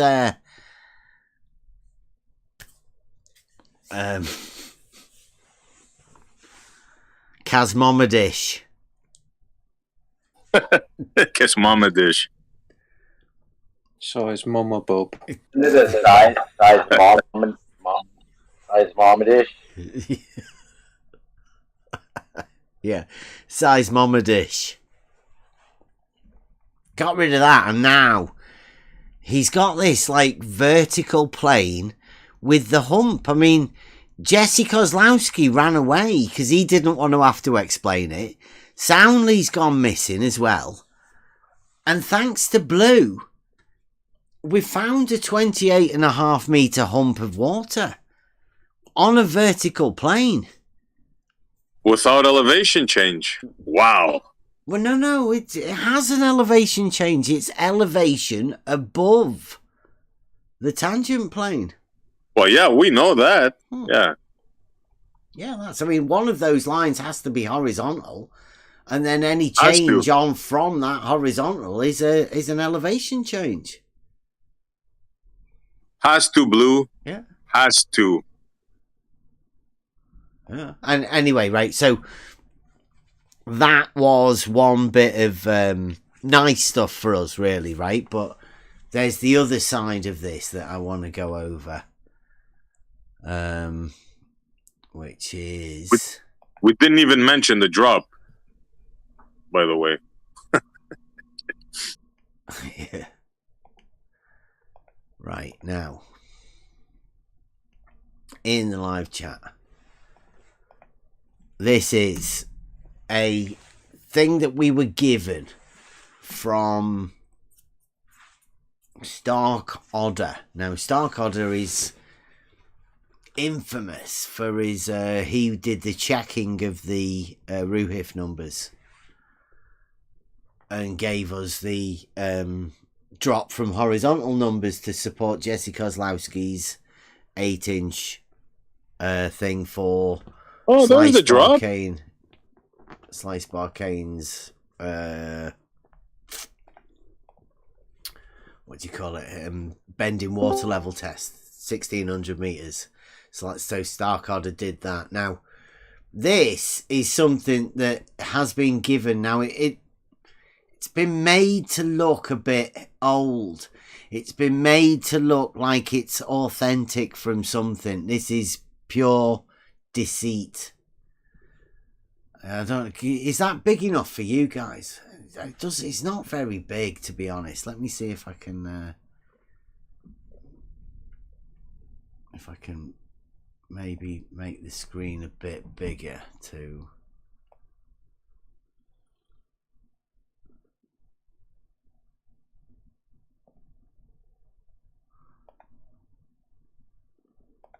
It didn't seem to get any bigger at all, did it? No, I can't. Sorry, guys, I can't do it.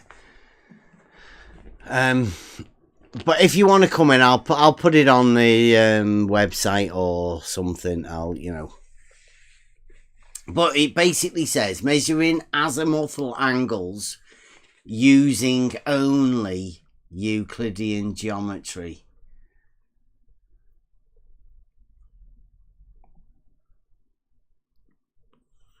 I'm trying to keep it on the Discord rather than moving all of the images all over the place.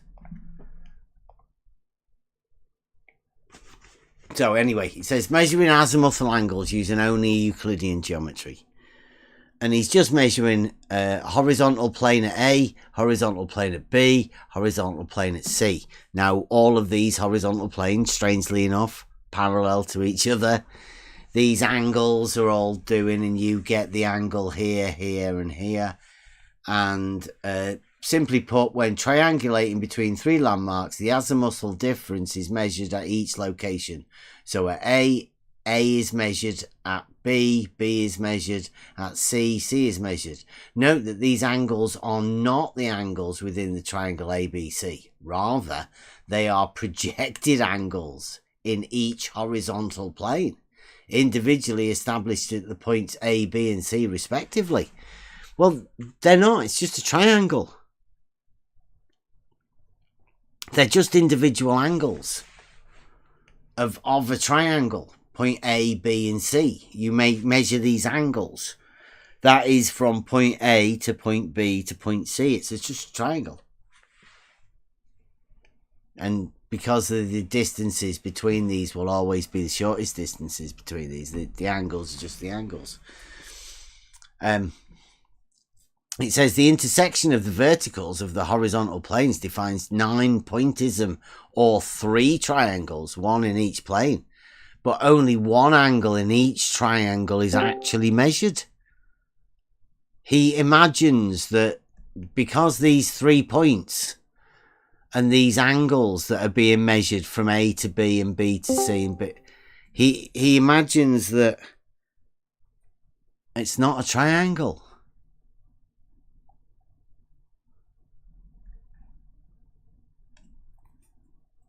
And now I don't understand what that is. So you've got 3 points, A, B, and C, and you're measuring an angle from A, from B to C, from B, from A to C, and from C, from A to B. It's 3 angles.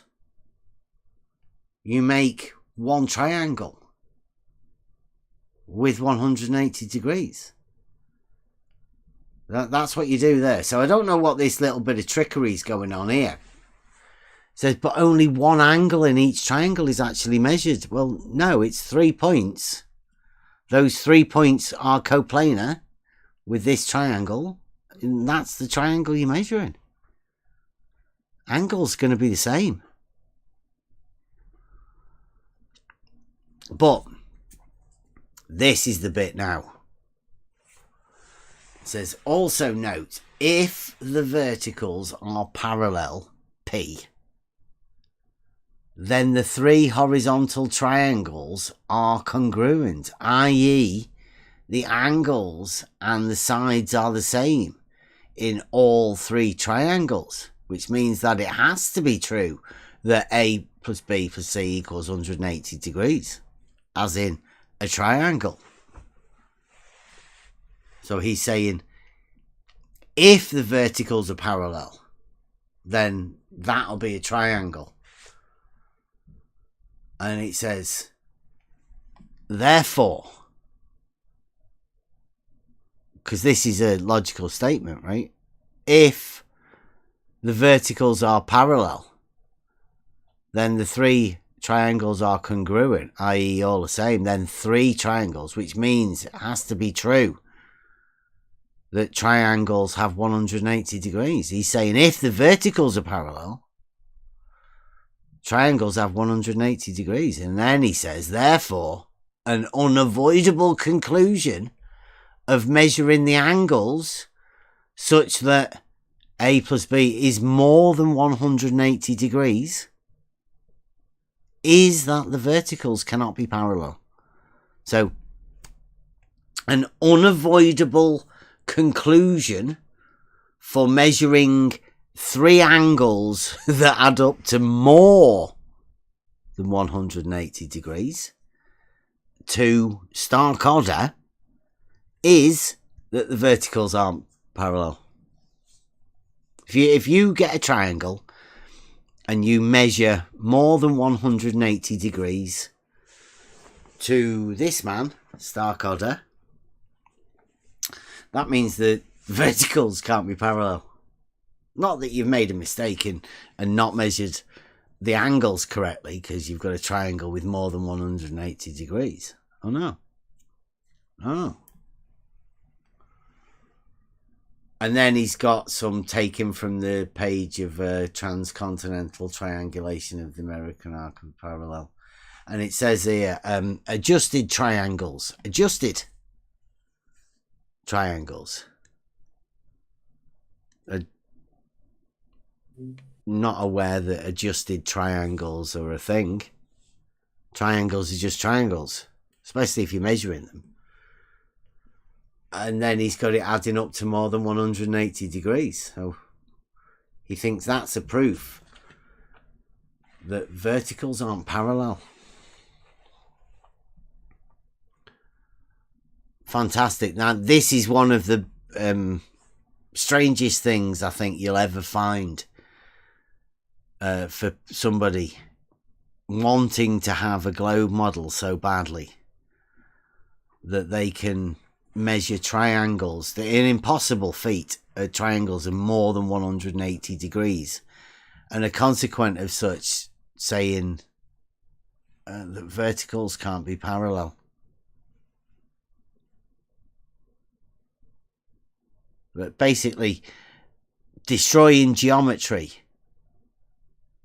to be able to say that you're destroying geometry.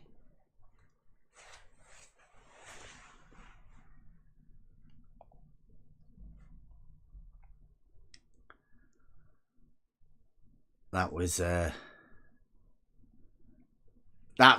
did annoy me. That was one of the most deceitful things I think I've ever read, especially for the susceptible minds of the glober that I know of. Right, to be able to say that, to give somebody such a ridiculous argument to go into anywhere with something so stupid as triangles having more than 180 degrees means that verticals aren't parallel is some of the best globe logic I've ever heard, though, right?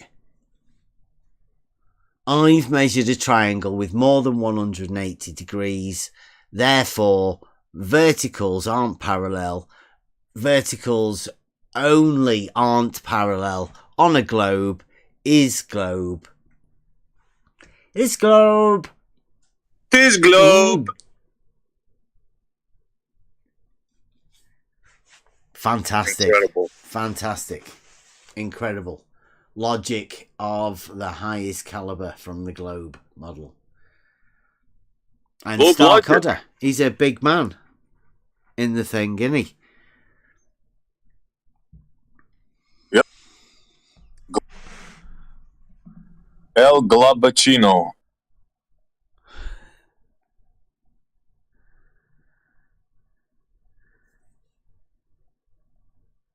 Everything is viewed through the lens of a globe.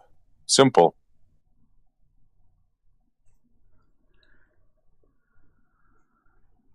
Wow.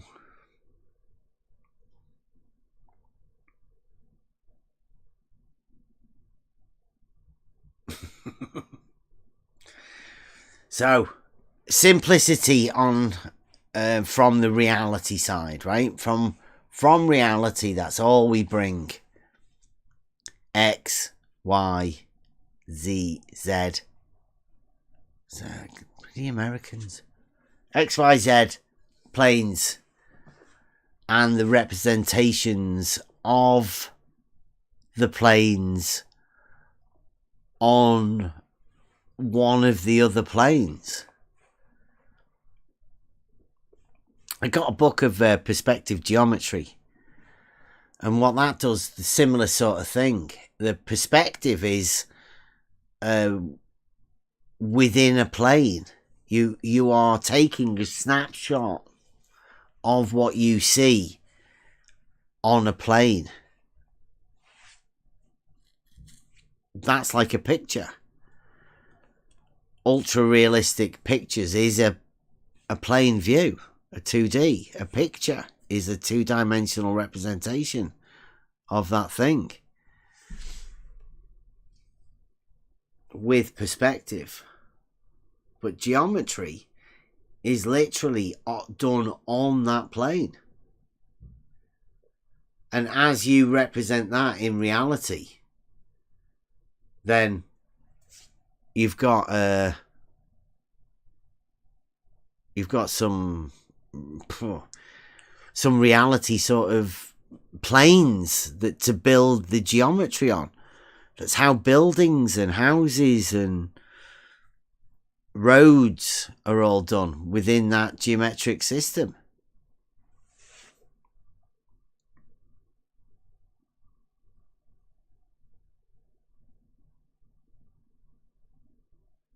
The mental gymnastics they have to go through to incorporate their model into reality is just unbelievable. How they do it, beats the hell out of me. Yeah. Yeah, I can't imagine. I mean, like, I would imagine that if you had the globe model and you came round here to fight reality with that model and the stupid shit you have to say, I don't know. I wouldn't bother coming round myself.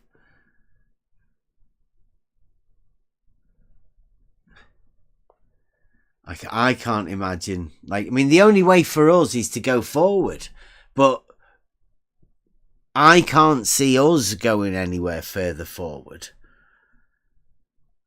But I can see us hopefully helping other people on the journey at the beginning. I quite like this bit, at the beginning, because there's so much to learn. That horizontal vertical paradox, the perpendicular paradox, right? They rate all of these paradoxes that have always been there, but had the ease now of us explaining them to come across, and how easy it is, especially with that, with the 12. That was good. I like the idea of running through someone with that, and Hoymar sort of agreed with every step of the way, which is a lot different than the old gently and 50, was it? I can't remember.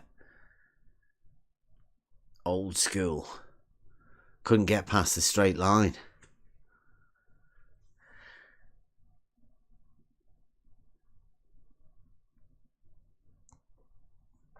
Yeah, so that's what we're here for. We're here to show new people, hopefully, the deceit that goes on. Because some of them may be mistaken or whatever, but most of the people that come here, I'd say they're pretty much pushing a deceit. They know that they're talking about the model. They're not talking about reality. And it's gaslighting to most of the time.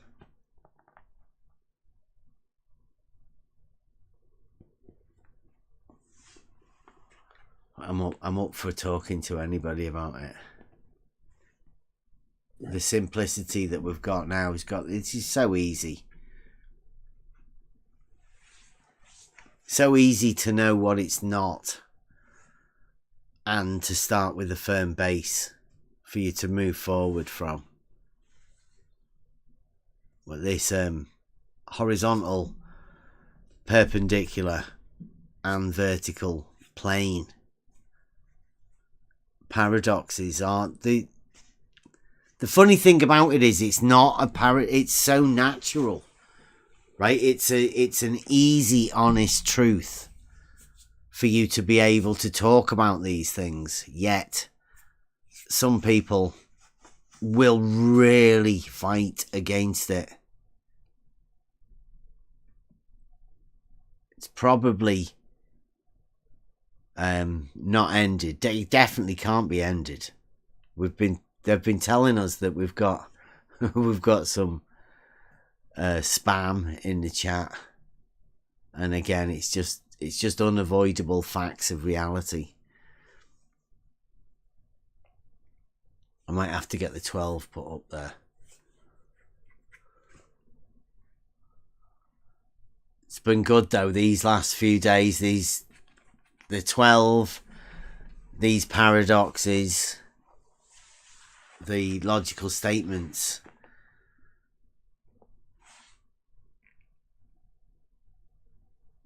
I think we're pretty much going to be ending the chance of any of the Globers coming round here. How do you deny those 12 steps?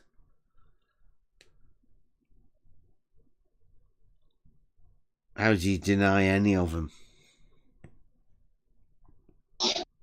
It's almost painful to listen to. It's like teaching children now, isn't it? Yeah, you're right. You sort of feel sorry. I almost do. Like it it pushes me in that direction because I put myself in their seat, right? And if you're asking me those questions and I'm answering, yeah, reality, reality, reality, then at the end I'm gonna go, man, I got some research to do. I need to go check this out. That's not what they're doing. No. They're agreeing, and then going, yeah, but this book tells me, right? Yeah, paradox. Right, I'm gonna work this paradox out. I'm gonna find out a way that it isn't a paradox. I'm gonna prove it wrong by presenting their toy globe and then running away to satellites. Yeah, and gravity. I mean, how quick was it? I mean, we did say that gravity is like, that's a poor excuse. But it's like going, but vertical. Like, yeah, vertical's vertical. Like Brenda did it at the beginning. The identity. The truth of the matter is that law of identity that Saragaki brought us is one of the biggest things that they will violate, because on their model, vertical is every direction. It's everywhere. There's no one specific thing. Even when they fix the model, vertical is everywhere. And consequently, perpendicular to everywhere is also everywhere. Yeah, we talk about this when I was raising my kids, right? Too good to be true type things. If it sounds illogical, it's pretty much the same thing. Check the source, right? Do your due diligence. Don't just think it's correct or, it is great and just fall into it. Take your time and research it and do some diligence on something that sounds too good to be true or illogical, because it is, right? There is no pie in the sky. There is no magical force or, that's illogical. If you need to go there, then you need to go back to the basics, start with the baseline and work your way up. I think we've done that here. That's why it's easy.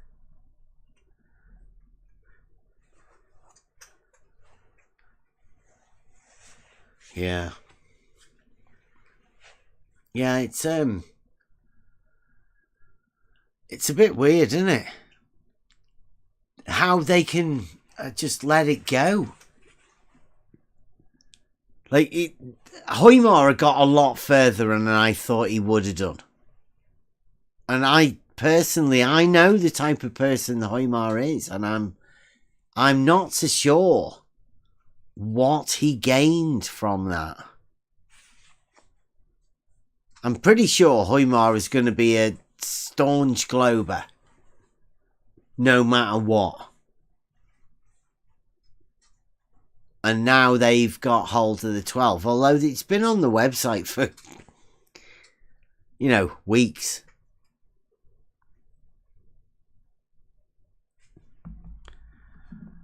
That's what I wanted to do. I wanted to put the website out.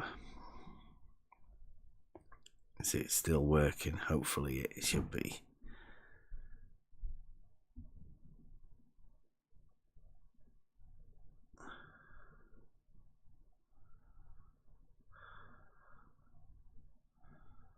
Oh, bollocks.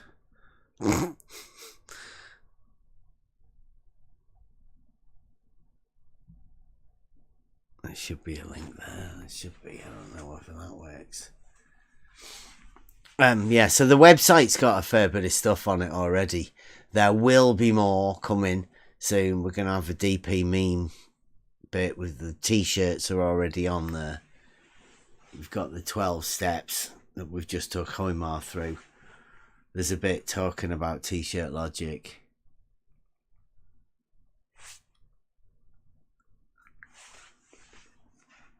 We've got plenty of stuff on the website. Obviously, come to the Discord. This is where it all happens. Most of the conversations. We've got couple that we've had over the past few days. I've got ones on the cutting board at the minute. I had an experience about the blues tangent plane with Hoymar. Well, we're getting... I've got a few more on the cutting board. That blues mistake of the tangent plane. The internal vertical tangent plane. Blues mistake. Has generated some brilliant things. Because it just shows how everyone doesn't really understand any of the geometry. How easily people can be tricked. Even by people on their own side. They trust blue that much that they're willing to think that a tangent plane can be internal. And vertical.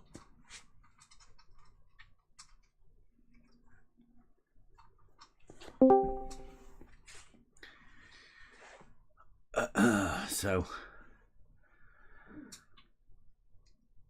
it's fantastic.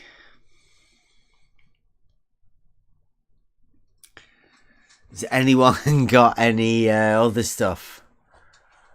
I don't know I don't know how to do this. I want to have a conversation with Beddy about his logic thing. So Beddy, if you want to come over and we'll go over this logic thing, we'll do it properly.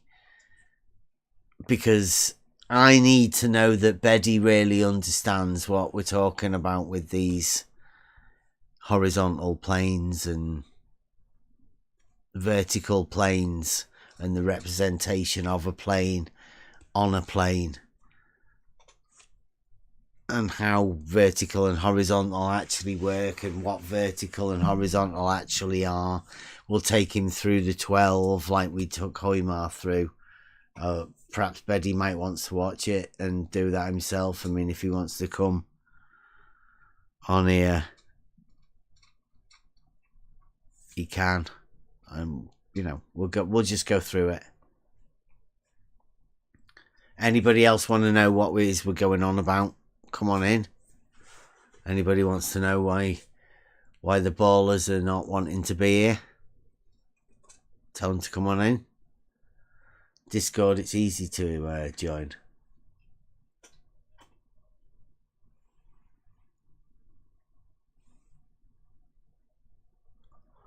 So anybody got any closing statements or anything? I'll cue up a Buster music track. I'd just like to say, I'd like to go through that with you on the whiteboard again, Bev, just so that I can make sure that I've grasped my understanding of it, if that's okay with you. Yeah, and through the Discord? You know, like we'll do it, and it's no need to do it live, is it? Yeah, not now. Obviously. Okay, yeah. Obviously, yeah, I think it needs to be made in a short video, right? It's a good way to explain the X and Y and Z axis, and thanks to Beddy, giving us a chance to debunk his utter joke of trying to debunk the horizontal planes and t-shirt logic. That he never actually even touched in the first place. And he admits that he never even attempted to debunk any of the actual t-shirt logic. He just tried to draw lines on a plane and misunderstand it. But yeah, anytime Beddy wants to come round, and we'll do that, yeah. We can definitely go over that.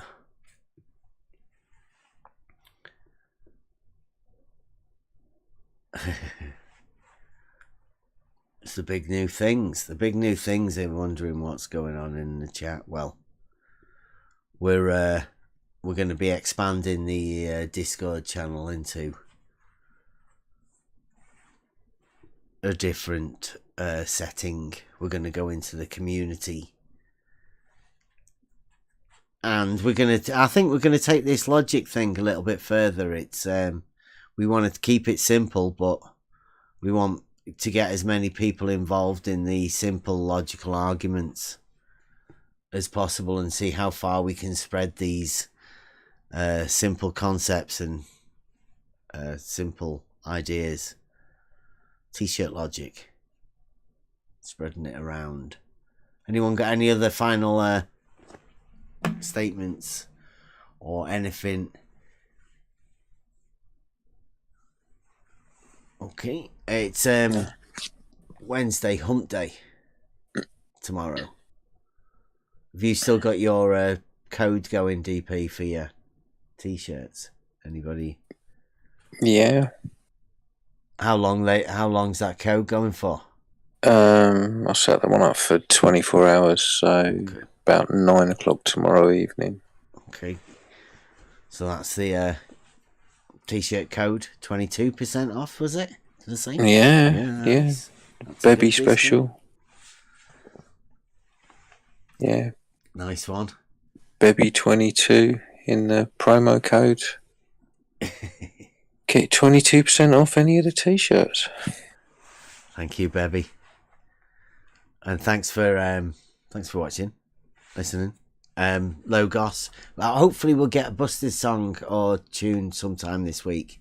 Maybe just a live performance.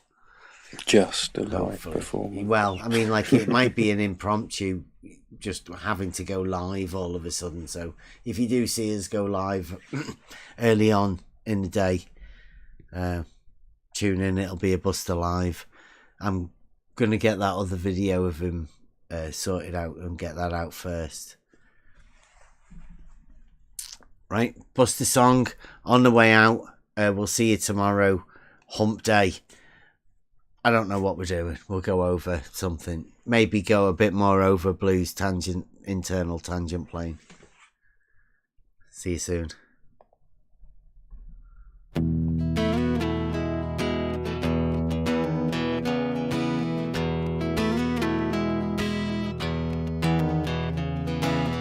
It's the echo in your brain. You know you can't sustain the misconceptions in your mind. One day you'll see for sure what all of this was for. Then you can leave it all behind. The journey begins.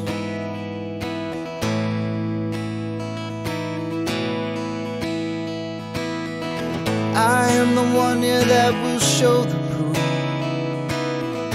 I am the one, yeah, that is searching for the truth. I am the whispers of the logic in your mind. I am an agent of the Logos.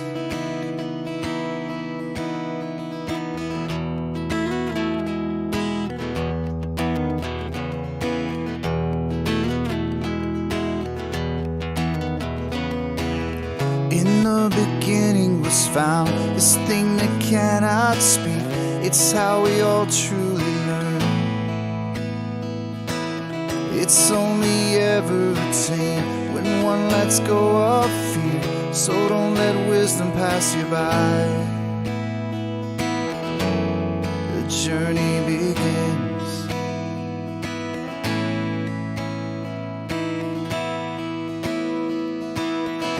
I am the one here that will show the proof. I am the one here that is searching for the truth. I am the whispers of the logic in your mind. I am an agent of the Logos.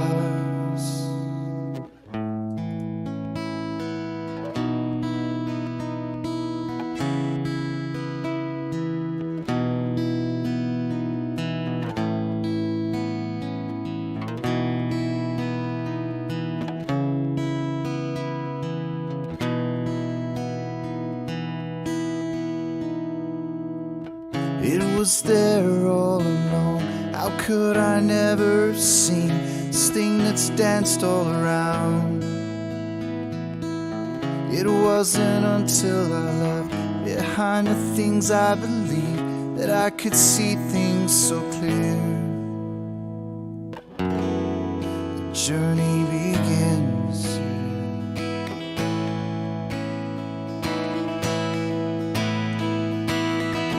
Become the show the proof. Become the one, yeah, that is searching for the truth. Become the whispers of the logic in their mind. Become an agent of the Logos. Become an agent of the Logos. We are the agents of the Logos.